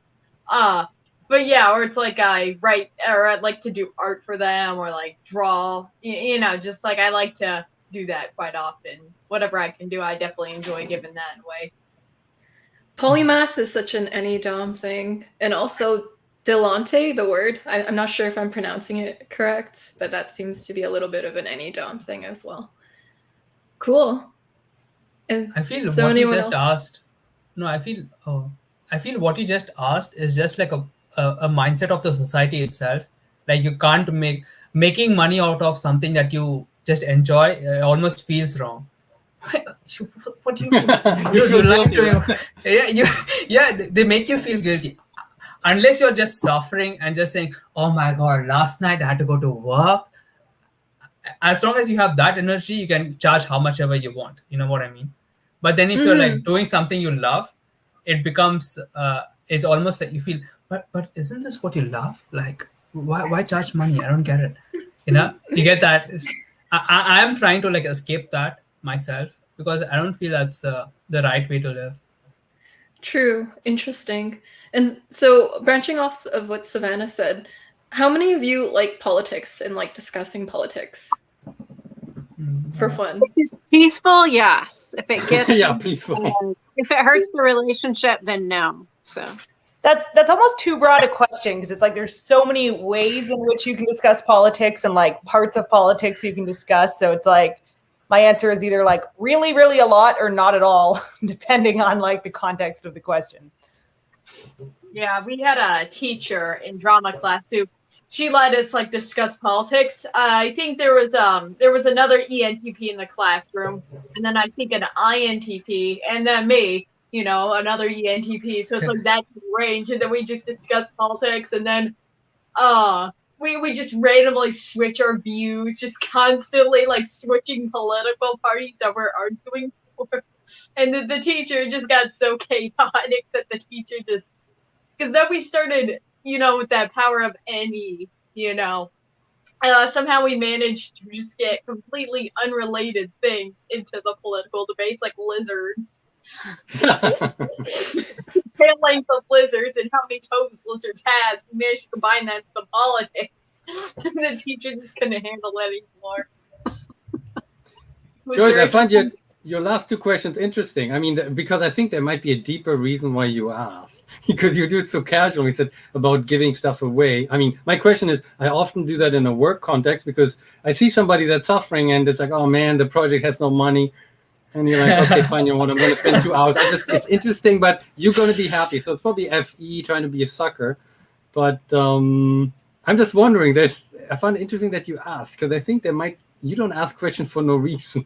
You're taking sort of a subtle survey. Why? I'm curious. What was the intention behind that question? Yeah, with the free items thing, I was wondering if there was any correlation. So I was wondering if there are 3 possible reasons for it I could see in my mind. It's what like Prem mentioned. It could be just a societal thing, or it could be 2. Like maybe it's an Enneagram thing, or 3. It's like an ENFP type of thing or FI Ox type of thing too. But it was my hypothesis. It could have been wrong, totally, completely off. Because my ENFP best friend before, she would always paint pictures for people for free, or she would do things for free because she enjoyed it. So she would just give it to you for free. And I remember Heidi once gave her ebooks for free too for a period of time. And so I was wondering, is there a trend there or is there no trend? I just thought I'd just throw it out there. So you were guessing FI Ox versus FE in general, right? Yeah, it was completely off. No, it might not be wrong. It might not be wrong. It's like, it depends what you're getting back from it. So it's like, I like to give ideas away. So it's like, if I have a bunch of thoughts on something, like this is quite literally why I run a YouTube channel. Like I like to release my thoughts into the world so that people can like give me their thoughts, and that gives me something new to play with. If I'm putting that behind a paywall, then I'm not getting as much back of what I want, which is new ideas. But if it's something like, a service, like I do a lot of writing for money, right? And it's like, I will not write someone something for free because I don't get anything back from it. If I'm doing like, let's say ghostwriting or copywriting, which I do a lot of, it's like, I'm going to charge you a lot for that because it does nothing for me personally. But if I'm getting something back, then I'm very inclined to do it for free, selfishly, because I'm like, oh, this is fun. We can all play with ideas together. So it's just win-win. So it depends what the thing is.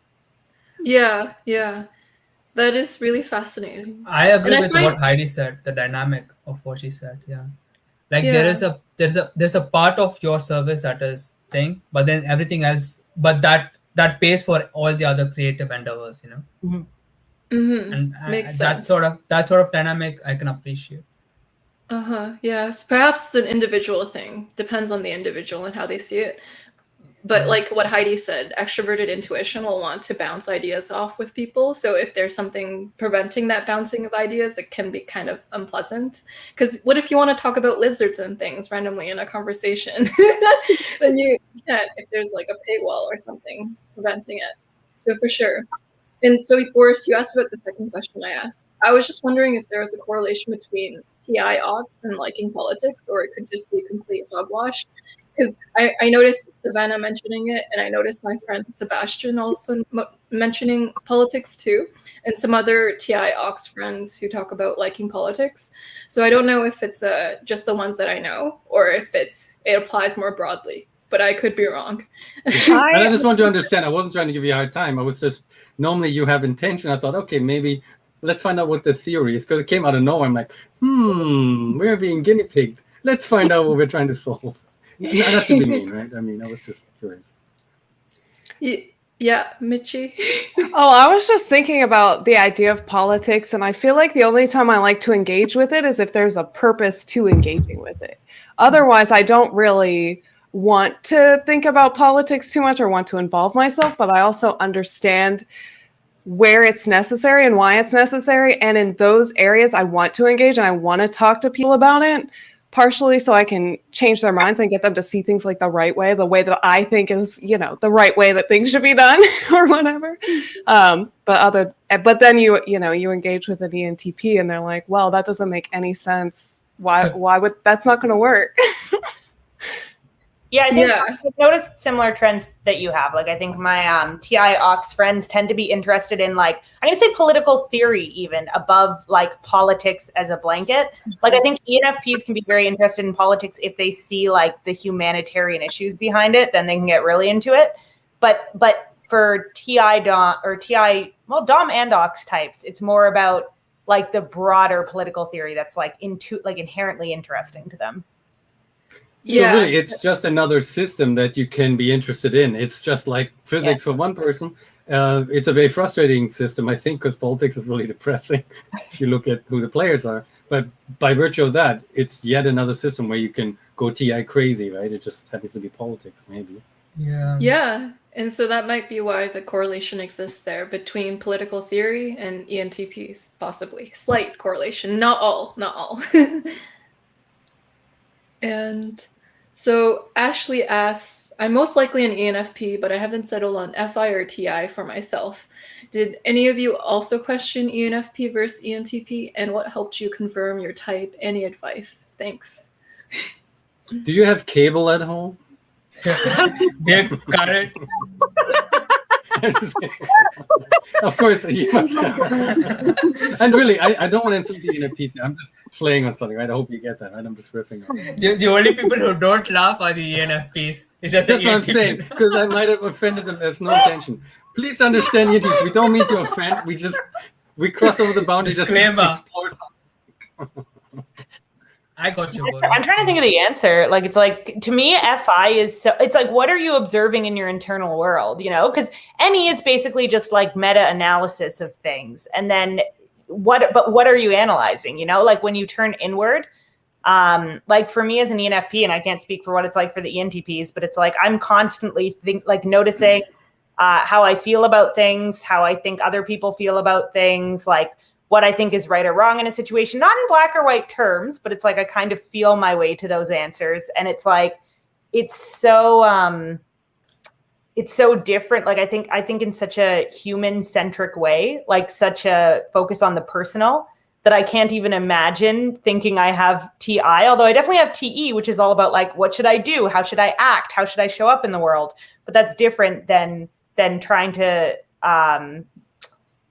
but yeah, it's tough because it's like NE can kind of like, if you're not 100% versed in type, NE and TI can weirdly sometimes be mixed up because they're both very analytical, just in slightly different ways. So you have to look at what, like the subject of your analysis rather than like, are you analytical or not, if that makes sense.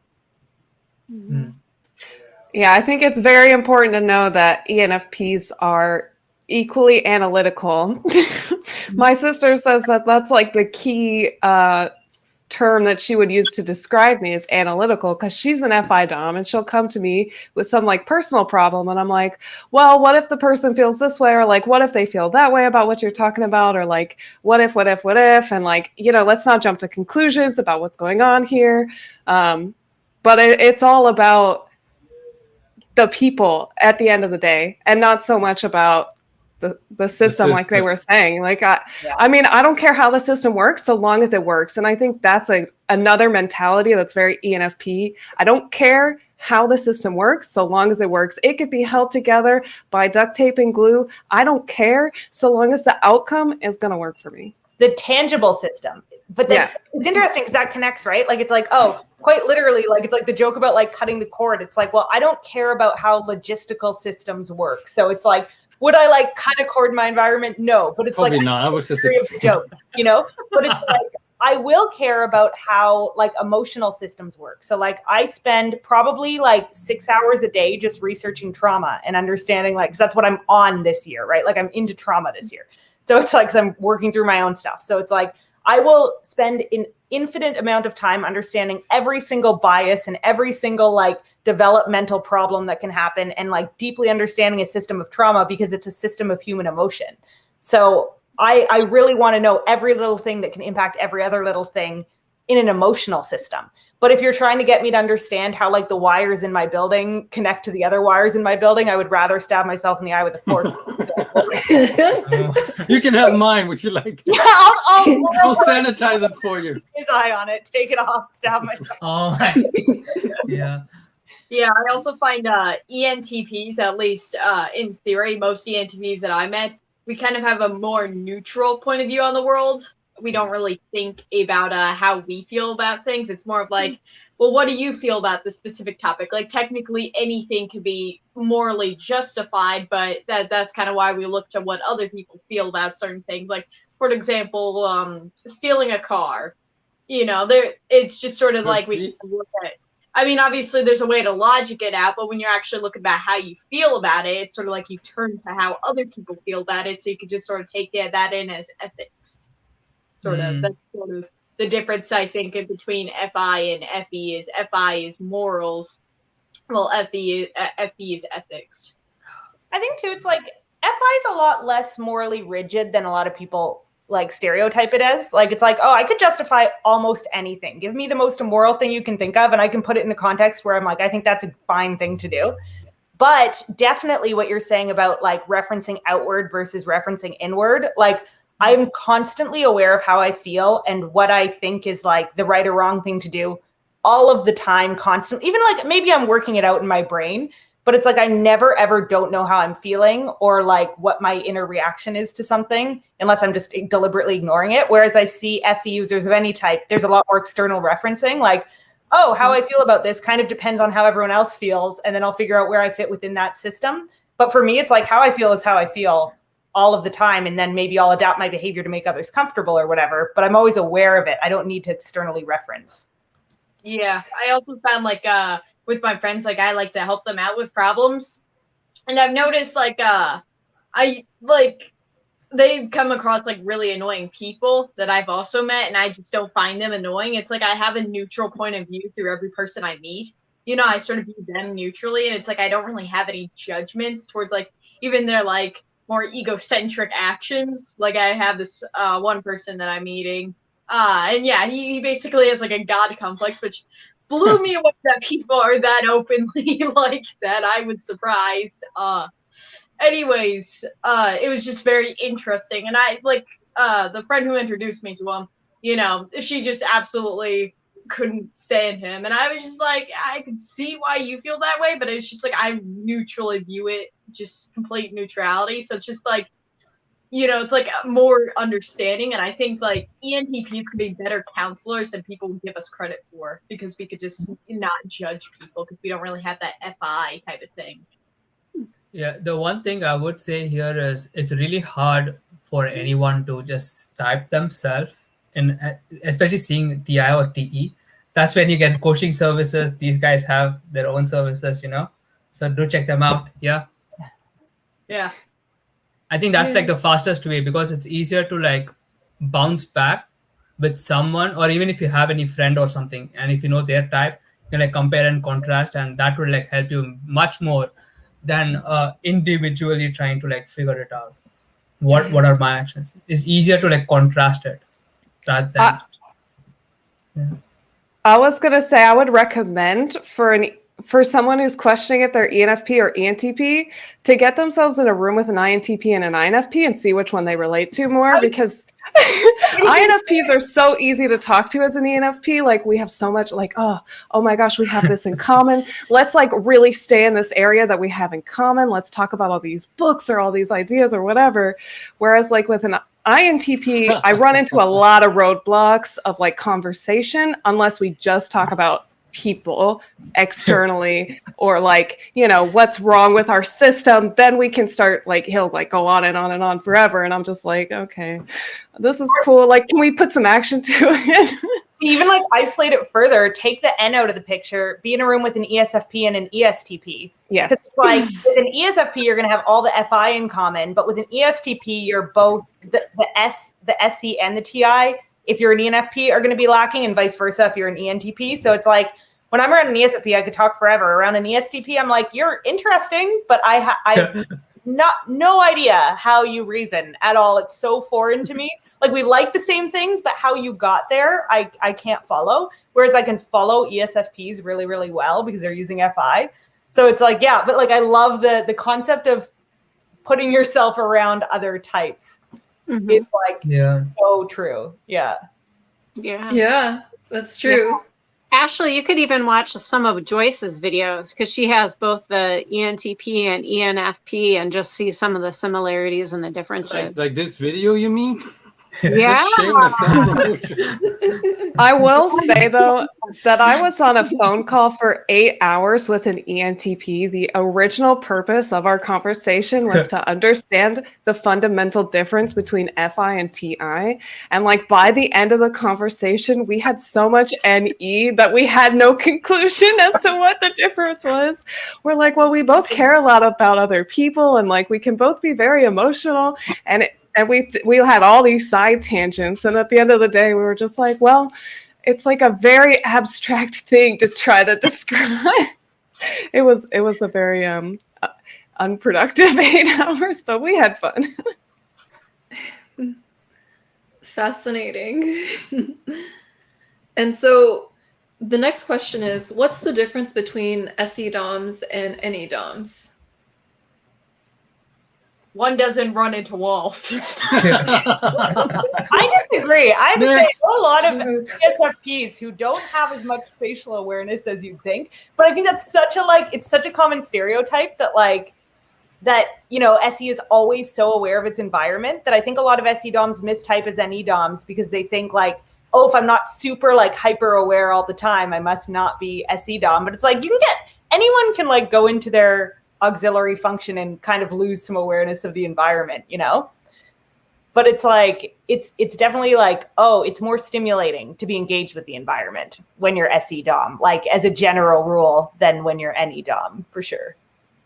Yeah, they tend to value action. They want to as soon as they get an idea, they want to actually do it. Whereas NE DOMs, we just sort of think about it and wait about it. Well, ENTPs like to think about it.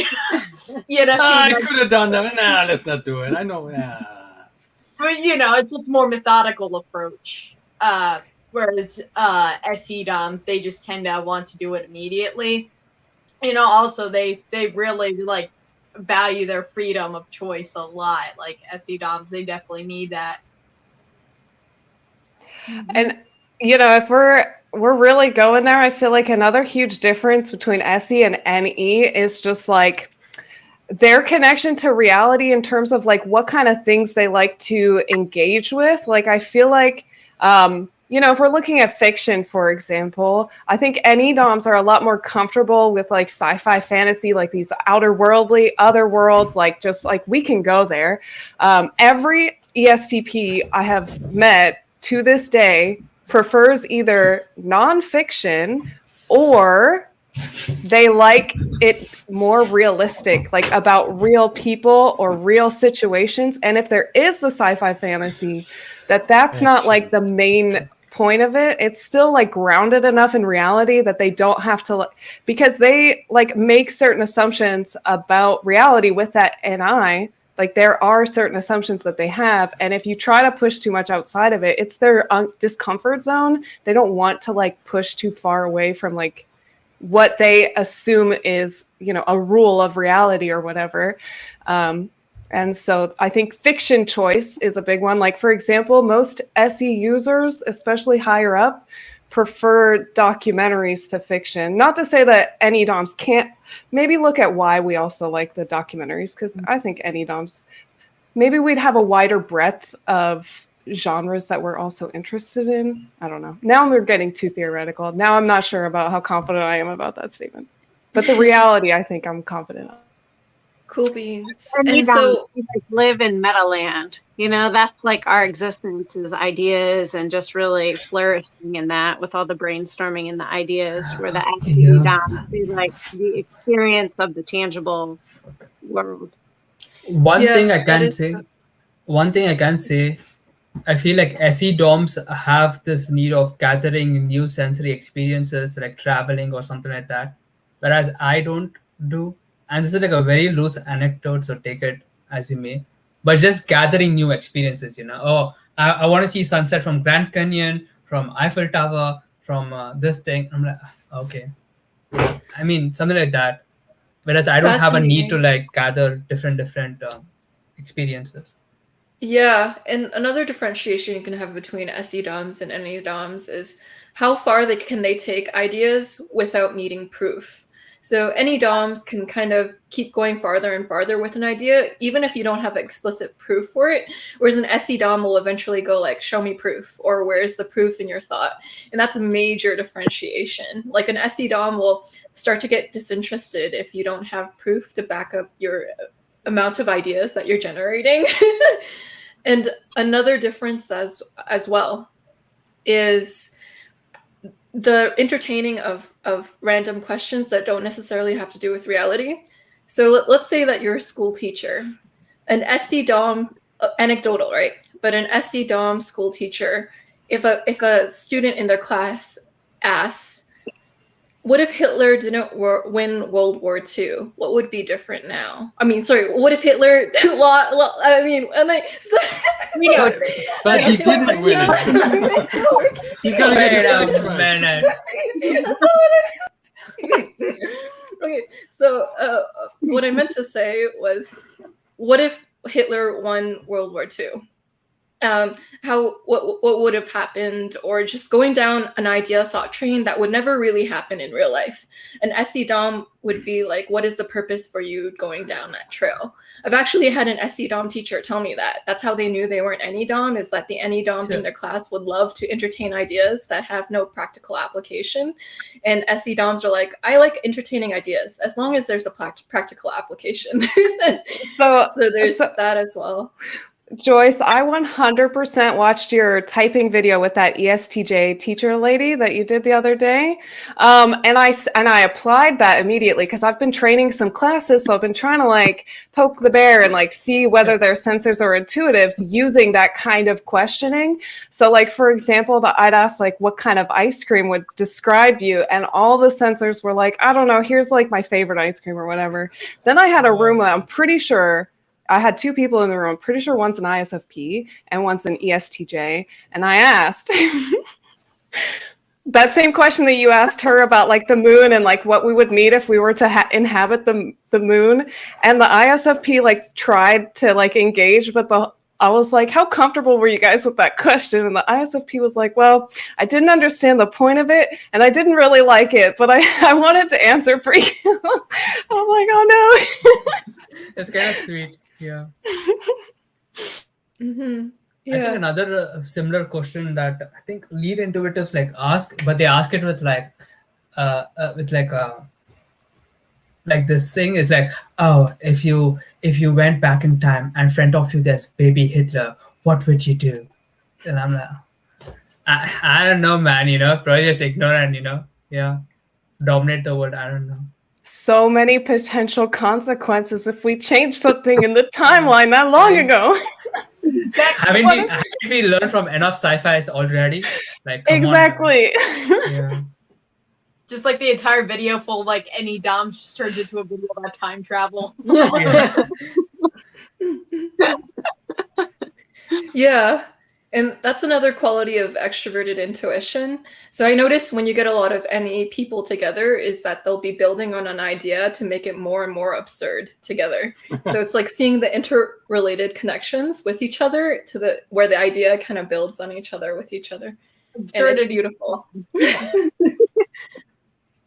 And so the next question is, how do you define fairness? How much weight does it have in your decisions? It's a good question. Well, I think that I will just speak for everyone and say that it depends on what we're talking about in terms of what's fair, because in different situations, different things would be fair. So we would need a more specific scenario in order to help us figure out what would be fair. Yeah, that's fair. Now that's fair. Universal standard definition of fairness, but I can appreciate the question. Yeah. So we didn't answer the question, but that's okay. No, I'm just kidding. No, it's a valid question. And we gave a fair response. So. I think, the way that we're I think the way that we answer questions shows how we define fairness. Like we want to give enough space for the potential other situations, and it's unfair to cut out certain possibilities until we found a very definitive reason why they can't exist. Otherwise, it's very unfair. Yeah, exactly. We can always, like Heidi was saying, she can always justify an action, even if it's terrible. She'll find some situation in which that one would actually be okay. I think space though. It's true. It's like, what's definitely unfair, to reverse the question to me, is to like not allow room for alternate explanations or possibilities to be and make assumptions to answer the question. Yeah. But that's not fair. How any of you to answer that way? And so in what kind of situations do you feel dumb? Most TI situations. Mm-hmm. Although I'm growing. Thanks I don't feel dumb. I don't know what that means. Yeah. I don't really like, it's sort of like, oh, well, I got that wrong, whatever, type of thing. No, Yeah, that's dumb is fine. such a visceral word, feeling dumb, which I really don't feel. It's like, oh, I didn't know that. Oh, shit, I didn't know that. Oh, okay. But that's okay. It's not like, oh my God, I'm dumb. There's this judgment in that word that I really point in my own direction. Maybe I'm just delusional, but there's stuff that I don't know, and I make uninformed initial assumptions, but I'm willing to change them along the way, right? So Yeah. It doesn't affect me that much because I feel like I know, because dumb doesn't define anything. If someone said, okay, this logical leap to this logical leap, that's stupid, I'm like, okay, you know what, that one is dumb, take it. But if they just call my entire thing dumb, it's like, you don't even know. I feel dumb like there's like dumb in terms of, you can define it different ways, right? But if you define it in terms of like areas in which I don't have a lot of knowledge, then it's like anytime I'm around basically any sort of ST who's like really, really good at whatever it is that they're really good at and they know a lot about, because I don't really have the skills to follow along. Whereas let's say someone who has like one of like at least two of my functions in common, I can kind of follow along with. But if I'm dealing with, let's say, like an ISTP or an ESTP, I'm like, I can't follow your train of logic properly. So it's not necessarily that I think I'm dumb, but in this specific area, I'm definitely unable to keep up with the way that you're reasoning because we reason so differently. Mm-hmm. Yeah, agree. Makes sense. I wonder, what is an example of TI in ways in which it is difficult for ENFPs? If you guys have an example off the top of your head. What does that mean? Like being around Savanna so much and her having TI in the second slot and learning about TI and just having that TI like call out all the inaccurate statements. I'm like, wow, like I really need to work on this. So I think it's in the forefront of my mind, working on that and developing it, because the way I get a lot of logic is the TE external environment versus like the internal logic. So it just seems kind of foreign to me. So just working on making that weakness stronger, so it's at the forefront of my mind. But just making inaccurate statements. Or I remember there's like an ENTP on your channel, and he has an ENFP sister, and like the ENFP would say like inaccurate TI statements, but he's like, oh, she's an ENFP, you know. So there was so much in that little, so much stereotype in a few sounds. One thing I will say about like a TI going after TE, which I didn't know in the past, but it's kind of like rude from a TE perspective. It's like, I feel like TE, they like get to, oh, I think this is the conclusion. Then I ask them, okay, how did you reach to this conclusion? So what were you thinking when you, and they don't have that much logic behind it. And then if I say something unconscious, like, nah, that's stupid, and just like move on, that really affects them. So like, but with TI users, I can do that. Dude, what he just said is like stupid. What do you mean? I don't get it. You know? And they'll be like, this, I meant this. Oh, okay, I can see that. Logical sequence. But I don't really care about the conclusions itself. I really care about how you thought about it, and the way you thought about it and the way you got there. For me, holds more value than the result itself. Because I could use the same logic sequence in a different situation. And if it's novel enough, I could apply it and get better conclusions. So. Yeah. It's like TI is about how robust is your internal logical reasoning for how you approached that question. Yeah. Not exactly the conclusion, because TE is more of the conclusion, but TI is more about what is like the logical process behind that, or the system behind that. Yeah, it's kind of the inverse of like asking an auxiliary TI DOM auxiliary TI user, like, oh, can you explain in depth like where that feeling arose within yourself, you know? Or what's your motivation for doing that, or someone else's deep motivation? It's like there's going to be a bit of like oh, they told me, you know? And it's similar for like when you're using TE. It's like, oh, well, where did I get that piece of information from? Well, I'm referencing the external world, so I pulled it somewhere from the external world, right? But it's like if you're asking us a TI question, of course we're not going to have a TI answer. That's not what we're using. The same way if we asked you FI questions, you wouldn't have an FI answer, you'd have an FE answer. Yeah. So it's like, yeah, it's like there's definitely a form of reasoning. It's just external, so it's not what you're expecting, because that's the It's a different style of that's how so I think it's a different style of, yeah, if you ask me what is, because I have like I had like problems with passion and stuff like that. Oh, what is my passion, my values, who I went to? An ENFP, like, because I went to them, this is this thing, do you think what I'm feeling is correct right now? They'll be like, yeah, it makes sense, it's like, okay, good. And it's like, yeah, I don't have the FI. You can never feel incorrectly. That's the whole I'm like, point. yeah. There is no such thing as incorrect feeling. Definitely agree, 100%. I beg to disagree. No, I'm just kidding. But even like, understanding where your motivations and feelings and like emotion-based thoughts, which governs like much of our decision making, right, comes from, is going to be really important to us. It's like I think that the way that ENFPs think about feelings is not as experiential as a lot of people think. Like, a lot of people think we're just kind of over here like, oh, I feel so passionate. It's like, no, most of what I spend my day thinking about is like analyzing like motivations and why people act the way they do. And it's in its own way like a very logical process. It's just observing emotion rather than observing, let's say, like how things quite literally work together in like a physical sequence, which might be more TI. So it's like, yeah, it's just like different. Emotional drivers, you mean? So when you're learning about traumas, you're not actually going about what this guy was thinking, but okay, what emotional drivers was he experiencing, so that, and what built up, something like that. I don't know. Let's say like, oh, something went wrong when you're like 4, right? So it's like a bias starts developing in you. Like, you start seeing the world through like a different lens that you can categorize based on like different traumas and how they respond to like people at different ages. And it's like that will give you like an ever developing biased worldview that will then maybe cause you to behave in different ways and like choose different interests or different like ways of looking at the world. And it's like looking at how someone's internal world develops like that is fascinating to FI. Like understanding the mechanisms of what's going on inside of someone's mind and how their emotions are influencing their decision making, both literally, but also like deeply subconsciously and in ways that like you wouldn't notice right away, but like you can develop a system internally for. That's like fascinating to FI. But it's like, it's not about the pure emotion of it. It's about the system of emotions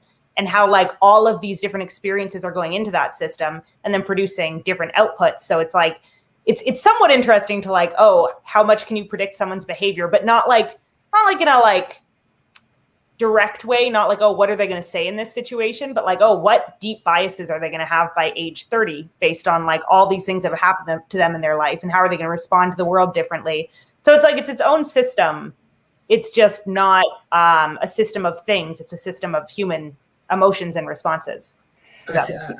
I find I just can't comprehend that. How, Boris, do you relate with this? I don't. Like, how can you systematize emotions? I mean, I hear of it. I don't fully relate to it. And I was actually going to ask this, like, and how do you find analyzing ENTPs? Is that a satisfying experience, or you constantly pull a blank? This guy, there's nothing going on. What's going on? They're just using TI. So it's like, that's their system of bias, right? Like, our system of bias is FI. So it's like, and that's probably why you'll find a lot of ENFPs into type, because it's like, oh, same with INTJs, right? They have that tertiary FI. And it's like, it's so interesting. Like, type is just a system of cognitive biases that color the way you see the world. So it's like, yeah, why a lot of us are into it. Yeah. So to answer Frank's question, I don't viscerally feel it. I can sort of understand it conceptually. Yeah. But again, that's why I'm not an ENFP. I cannot relate to it the same way the ENFPs among us can. But I sort of understand it, but it's from a distance, right? I cannot think about systematizing emotions. I just can't. Oh, interesting. That's I don't get it as well. Right. You just said a couple minutes ago, I think is a great example of TE versus TI. It's taking like the logic and the external and versus like the TI. I don't know quite how to explain it, but it's like with the TE, it's looking in the external world and using logic in order to build things, and the outcome, I don't know how to explain it. It's a little convoluted. Versus like the TI internal logic that kind of builds internally. I don't know if that makes sense or not. Yeah, but- it's almost like hard to put other people's emotions in like a category or like a box. You know, it's just sort of like I'm not really gonna touch that. You know, it's just like I'll let you do whatever you want. I could just observe. You know, How can someone go? How can someone go? Okay, this person is feeling sad, powerless, and then try to like understand and relate the dynamic. Because you have to learn everything. It's just interesting. Like, it's just super interesting. Like, for me, anytime someone's like frustrated in a situation, I want to find out like exactly what brought them to be frustrated so that we can get rid of that emotion and we can focus on like the external problem that we're trying to solve. Like, it's really important that I like take the time to understand where that emotion is coming from so we can actually address it, as opposed to just like an FE user, you're just going to like use a joke, pull up the mood and use that to like continue working on the system. Whereas FI needs to figure it out, solve it, resolve it, and then move on. Just like with you, if something's illogical, you need to stop. Let's take a step back. Let's look through this, and then we can move forward. We're just like that in the emotional sphere. Yeah. No, I understand. Value system. Yeah, totally agree. I think also like when other people are like I half agree and disagree when you say like FE just sort of cracks a joke. I also think that sometimes TI and FE users, we just sort of let their emotions kind of run its course. You know, we just sometimes just let it run its course.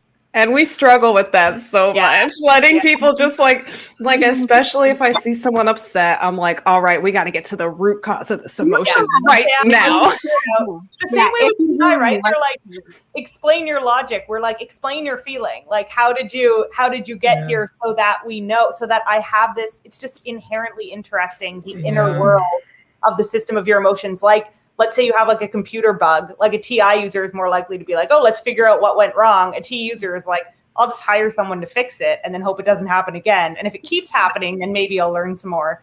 But it's not intuitively, it's not inherently interesting figuring out what went wrong.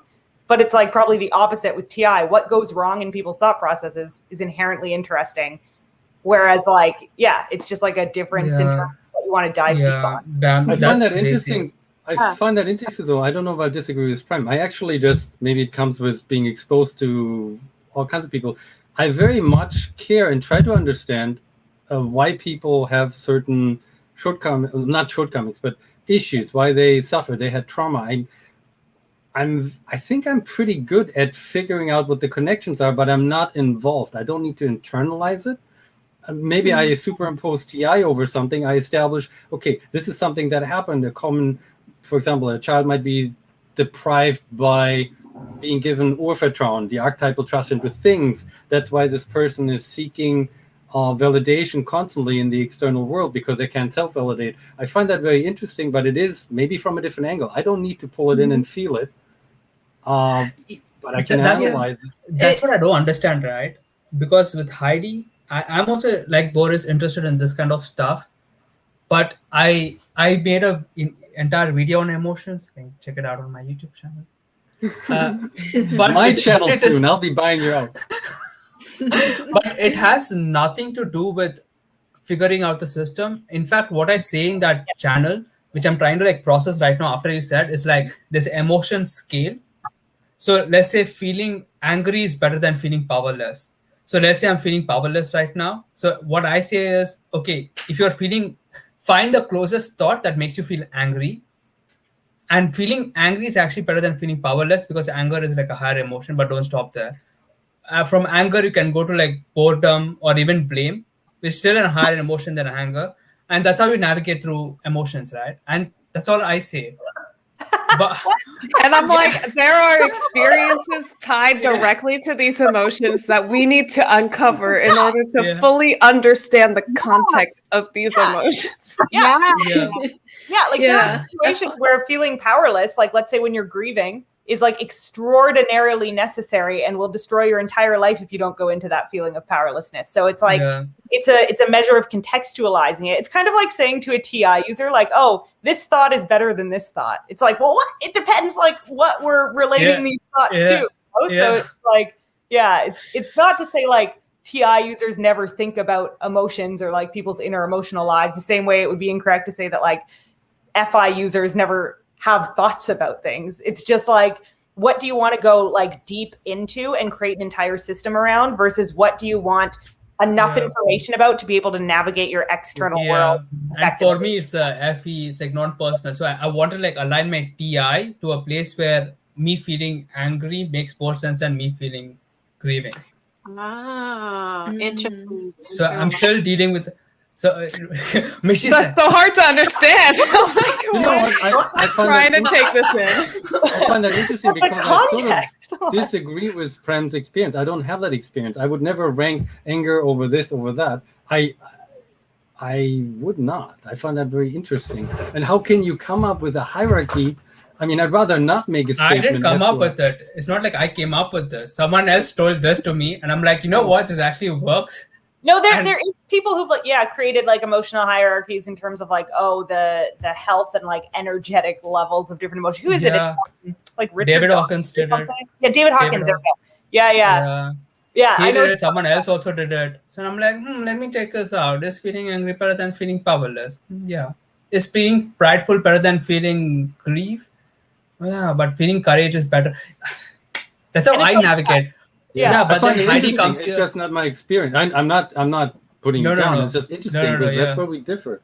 But it's like in context, that system does work, right? And then it's like within a different context, it doesn't work. So it doesn't work. Yeah, exactly. With what Heidi said, it just doesn't make sense. My approach to emotions just doesn't make sense. To me, but it's like to you, it might, and that's fine. But you have to move on here. Yeah, we went from the initial question to Prem's spiritual beliefs about emotional health and wealth. Welcome, this is very NE, the tangent. And he wants to be nurturing, and he's really struggling. His nurturing is based on, okay, let me have the system of this is here, this is here, this is here, and I'm going to nurture you according to my new formula. Let's see what's the outcome. How many people... Like this. Social experiment. Fantastic. And so the last question of today's live Q&A is, what is reality in your terms? Meadowland. And one sensory sprinkled on top a little bit. Yeah, I actually I live more Meadowland, but it's just sort of like because like for sensors, Meadowland is arbitrary, and then for intuitives, the sensory world is arbitrary, and it's just sort of like, well, both are technically real, so it's just like, even though I like feel sort of like one is more real than the other, it's just sort of logically both are equally as real. So it's just sort of like I just sort of balance it out. Interesting. And there's always like a dynamic interaction between the two, right? Like your analysis of reality and your physical environment. And it's like you might focus more on one versus the other, but it's like at the end of the day, both are constantly in motion, Mm-hmm. So then would it be safe to say that reality is whatever is you're made... No, I lost it. Just kidding. I think I would agree to wherever you said. I think reality is what is. That's it. Yeah. It is individual. It's an interesting, elusive concept that I'm willing to spend time on, and my interpretation changes every day on it. So I don't think it's hard to find what's an absolute truth. I really question. I said that in other contexts. It's really, I'm very cautious of saying this is an absolute. I will question it periodically. It's the best guess of the moment what reality is, but tomorrow I might throw it away because of new information. So it goes to the question, if a tree fell in the middle of forest and nobody's around, did it really fall? Or it's like the statement, there's no such thing as absolute truth. And then you ask, is that statement absolute truth? That's interesting. Paradox. It's like reality is kind of like a construct for what we generally agree upon to be consistent between people. That's one definition, but there's other definitions. It's like, I don't know. The question needs more context. Yeah. I disagree, though. I disagree. Sorry, Prem, that was your line. Therefore, it's not reality if we can't agree upon it. Yeah. Oh my God! I had such a hot take on it. The thing is, I feel like it's all because this is scientific community has just skewed this truth. It's a long thing, but I'll tell you this. I think nothing is objective. The best people agree upon is like intersubjectivity. Yeah. And it's like, and we're living in a world where, let's say you have an experience and I have experience, right? Let's say I see an UFO, but three other people don't, then my experience of seeing an UFO is almost not real anymore. Well, that's that's how we my direct experience is compromised for a group experience, collective experience, you know. But if you're an alpha-dom, you say, no, I saw it through you guys. I saw it. Yeah. If you're like me, and I feel there's like a trap there, you know, because you could have a different experience that is still true and is still reality, that could not be presented as real, even though it is real, just because the group doesn't align with that worldview, or doesn't see that, or doesn't experience it in the direct experience. You know what I mean?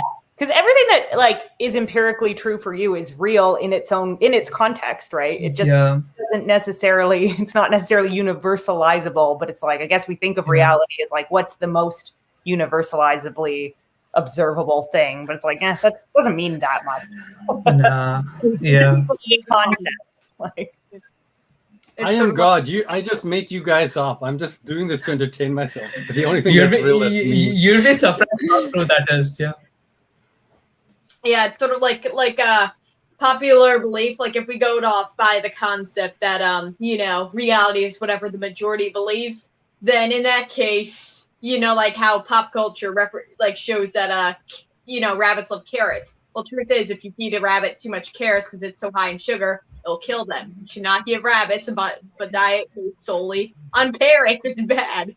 But since it's so popular, most people don't know this. That should be technically reality. Or how cats love milk. Most of them, as they get older, they struggle to digest milk further. So it's actually bad.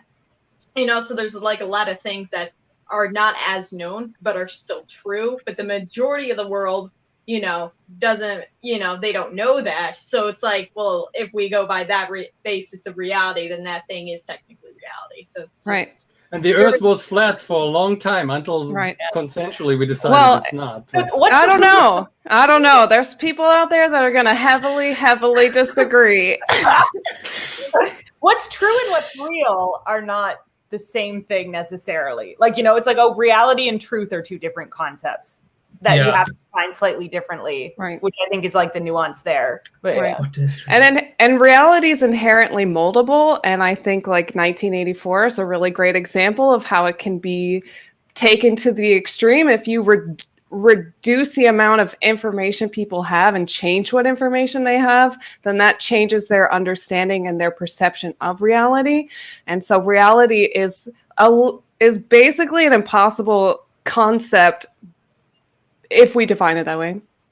Reality is like the poster behind on Michi's wall. That galaxy and the thing.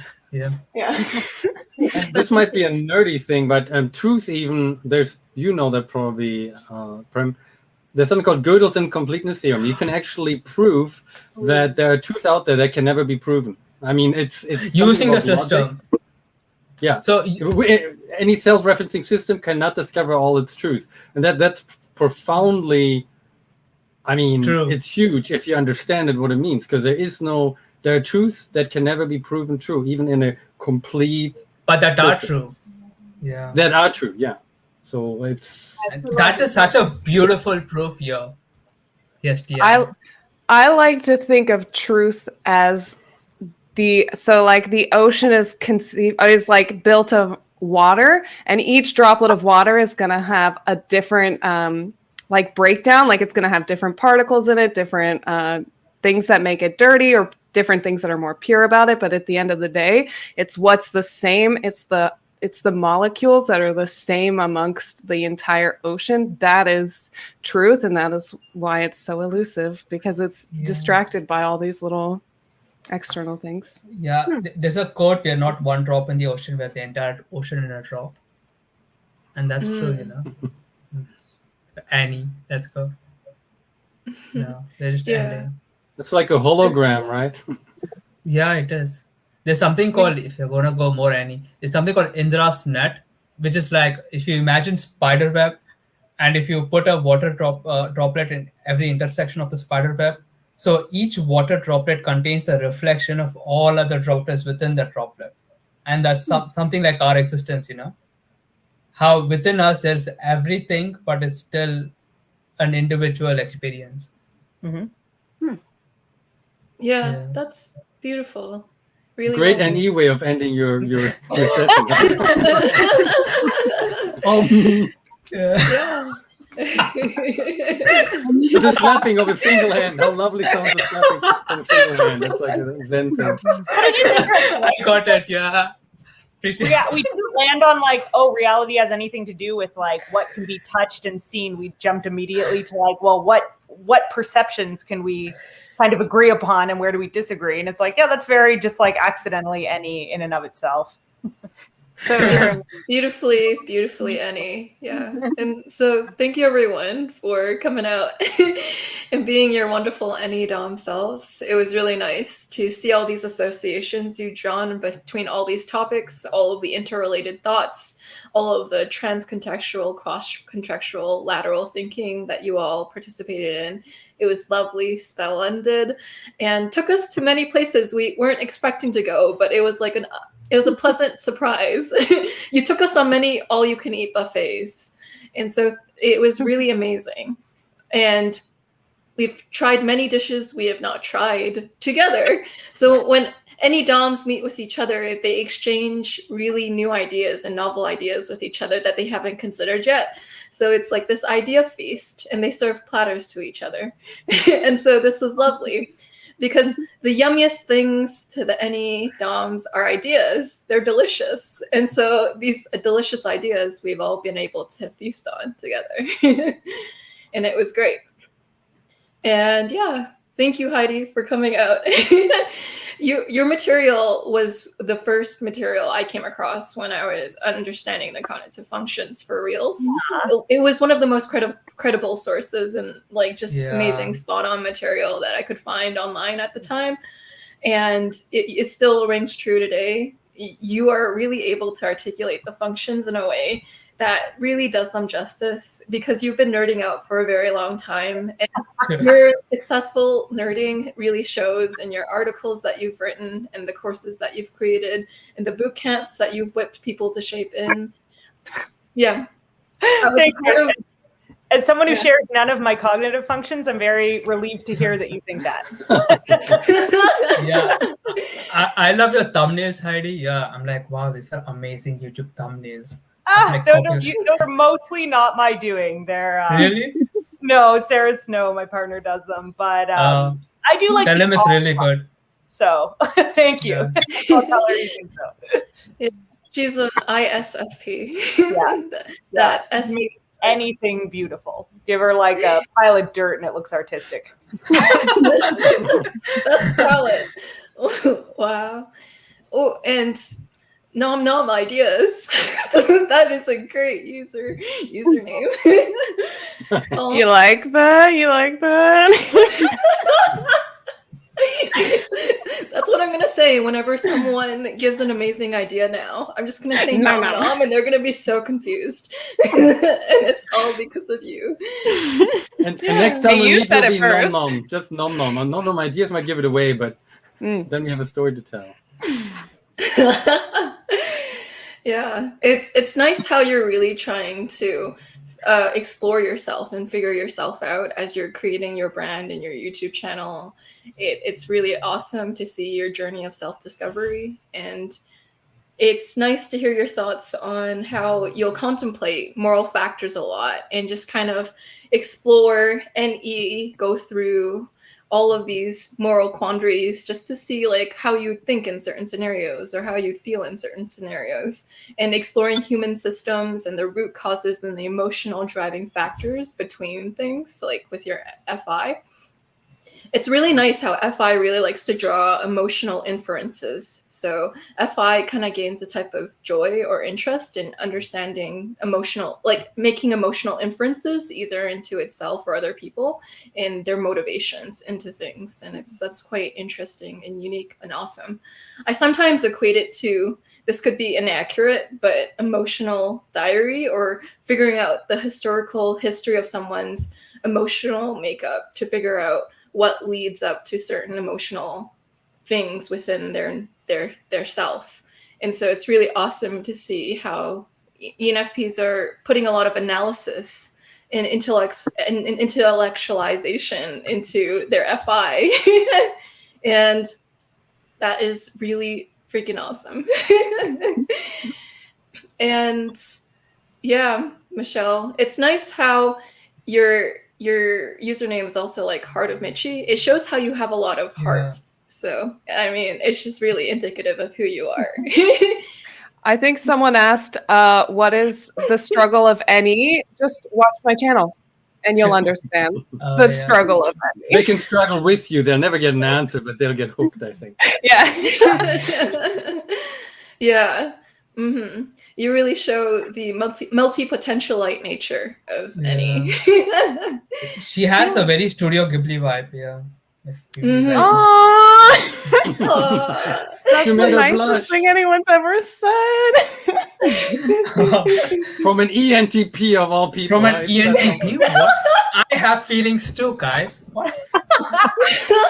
How many do you have since you ranked them? You must know how many you have. 100%. 1412. Is that why your name is Nurture? That's Now we know the truth is revealed. So funny. Oh God. And so Boris, you're so hilarious. You're actually really witty and really quick with your comebacks. You're really able to put people on the spot and to kind of give them questions that are both funny or get them to you challenge things in the right way to understand them better. And so that's really great. I make them uncomfortable, but it's really just, I said, it's almost like radar with ping pong balls. If I want to map you, I meet you somewhere, I throw these little things at you. If it bounces back, I get an idea who you are. But it's not meant to hurt. It's really just meant to scan you.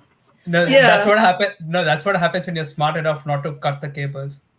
I was about to say, guys, and before you go home, you see a Rogers cable, leave the scissors in the drawer. Oh man, yeah, that is a really great way of putting NE, Boris. I've had another person put NE as splattering paint on a wall around an object, and wherever the paint lands outside of the object, you'll get to see the borders of the object and kind of see the object more clearly through splattering around it. That makes sense. Same with the ping pongs. It's just with a different type of thing. Really well put. Yeah, and so Boris is. Ooh, what is that? It's a notification. Okay. It's an actual notification. Time. It's 5:40. Jesus. You're the cable liar. It wasn't me. Boris is secretly a robot. That's why he's beeping. Anyways, yeah, that's why he's TI, because I'm kidding. My nickname was Robot when I started dancing because I was so stiff, but that has since changed. I mentioned that before. Now I'm loose. Oh yeah, how are the salsa? The nothing yet. I mean, we gotta wait another couple of months, I think. Oh, okay. Oh my God. Well, you're vaccinated, so you'll be able to go soon. So. Yeah, but they kind of limit who can go in. It's like 50 people for 5,000 square feet. So I don't know, but it will happen. Yeah, Toronto, like I'm double vaxxed too, and it's like you still can't do shit here for a long time. Wait, you guys are also from Toronto? Nice. Yeah. We should do a meetup. Yeah. Oh my God, you're in Toronto too? Yeah, I'm close. Do all Canadians live in? No, just kidding. I know there's like 3 cities you can live in Canada, or you live in the boonies. You're either in the boonies or you're in Toronto, Montreal, or Vancouver. Yeah, you meant to say Windsor. Yeah. So my friends in Windsor actually. Funny story. 2 ESTP friends from work. They're almost the exact same person. They also live in Windsor. Oh, really? Like within driving distance of each other. I'm like, oh my God, I need to see you guys side by side so I can actually tell the difference between you two, because from the surface you are the exact same people. Oh really? Wow. You guys are all from Canada? Nice, interesting. I'm not in Canada. Oh, you're not in Canada? No. Yeah, just Yeah, Joyce and Boris. Yeah. Right. 3 of the 4 corners. Where it feels like an oven outside right now. Yeah. Boris hosts the Toronto MBTI meetups. He's the OG. Yeah. So thanks Reluctantly so, but nobody else wants to do it. And if I want to talk to you guys, I guess I have to keep that thing alive. But I'm going to acquire a channel soon. Yeah. By what's it? Takeover. You better read Art of War because I've already read it. Yeah, I want. Yeah. He's gonna want have you a to have like hostile a takeover yeah. May the best man win, and this was not a sexist statement. Let's go. Exciting. Have you been vaccinated, Prem? Are you? No, I booked for my second shot. This like 2 weeks later, Bad or 1 boy. week later. Woot woot. But I'm so And demon so- sensory. I just didn't notice because the person in that Joyce is like, oh my god, let's go again. The channel changing is real. I can't keep up. No. Yeah, Hey, it all feels fluid Please. to me. Yeah, Please, Joyce, extroverted go. perception. Yeah. Extroverted perception, especially NE, is known for channel changing, and so it's what was happening throughout the entire conversation. So we were supposed to be talking about this, but then we channel changed to that, and then we channel changed to that. And you're missing another appointment. I bet it was your beeper going off. Somebody needs to be typed, and we're keeping you online. I'm Yeah. 15 minutes late for an appointment. Oh, really? Oh my god. Well, then let's just Ended. goodbye, everyone. Wait, before you guys Heidi is just shocked. But before you guys end it, do subscribe to Joyce's channel Oh, yes. and hit the bell icon, and now we can end it, Smash Sure, yeah. I still have to complete the FE Oh. reign. Say bye to everybody. I will not feel good in my soul if I don't. Okay. And yeah. So Prem, he has a channel called ENTP Nurture. He's an ENTP who's very spiritual. So if you want a more spiritual bent, and if you've been looking into the OPS system, his material might appeal to you because he likes both of those things. He's like an Alan Watts, if Alan Watts really loved OPS and was an ENTP. So if you want that, just look out for his channel. Boris will be initiating a hostile takeover of that channel. So Before he initiates an hostile As soon as he finishes his list of all the feelings there are, because still under development, right?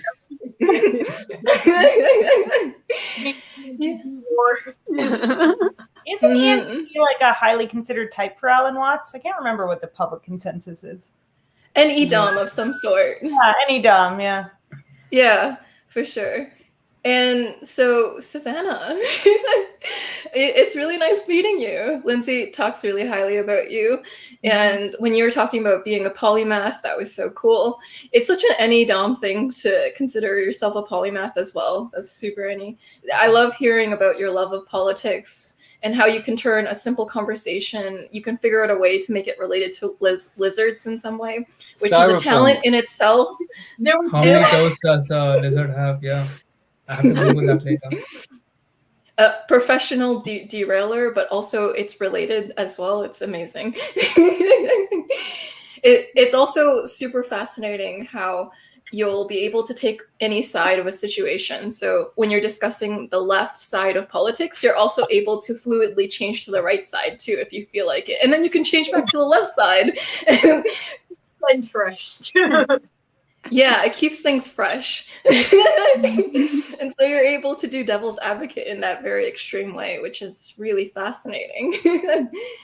And that is great. You get 10 out of 10. You can just switch from those thought processes, those logical systems effortlessly.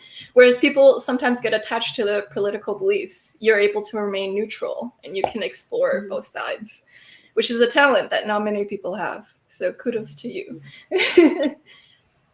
Yeah, and Lindsay, thank you for just the love that you bring to my life. You're always there encouraging me and loving me along the way and being my cheerleader and really passing on the hearts, sending me both hearts and emojis and hearts in person because you're very supportive and you believe in what I do. And that means so much to me because it's my fuel. You provide gas to my car. So I appreciate that.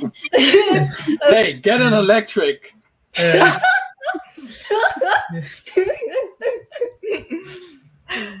Yeah, so I appreciate that. You are generally really great at uplifting. Like, you can find my emotional motivation and you can figure out a way to augment it in a way that will make me grow in the right direction. And so I appreciate that. It's very wholesome. You always try to do the best. You believe in the best in people and want to bring that out in people too. And I see that in how you treat me and how you treat the world. It's very virtuous, I would say. Well, thank you. Yeah. Mm-hmm. And so thank you, audience members, for leaving your questions in the chat. It was really fun to answer them all with these precious NE DOMs.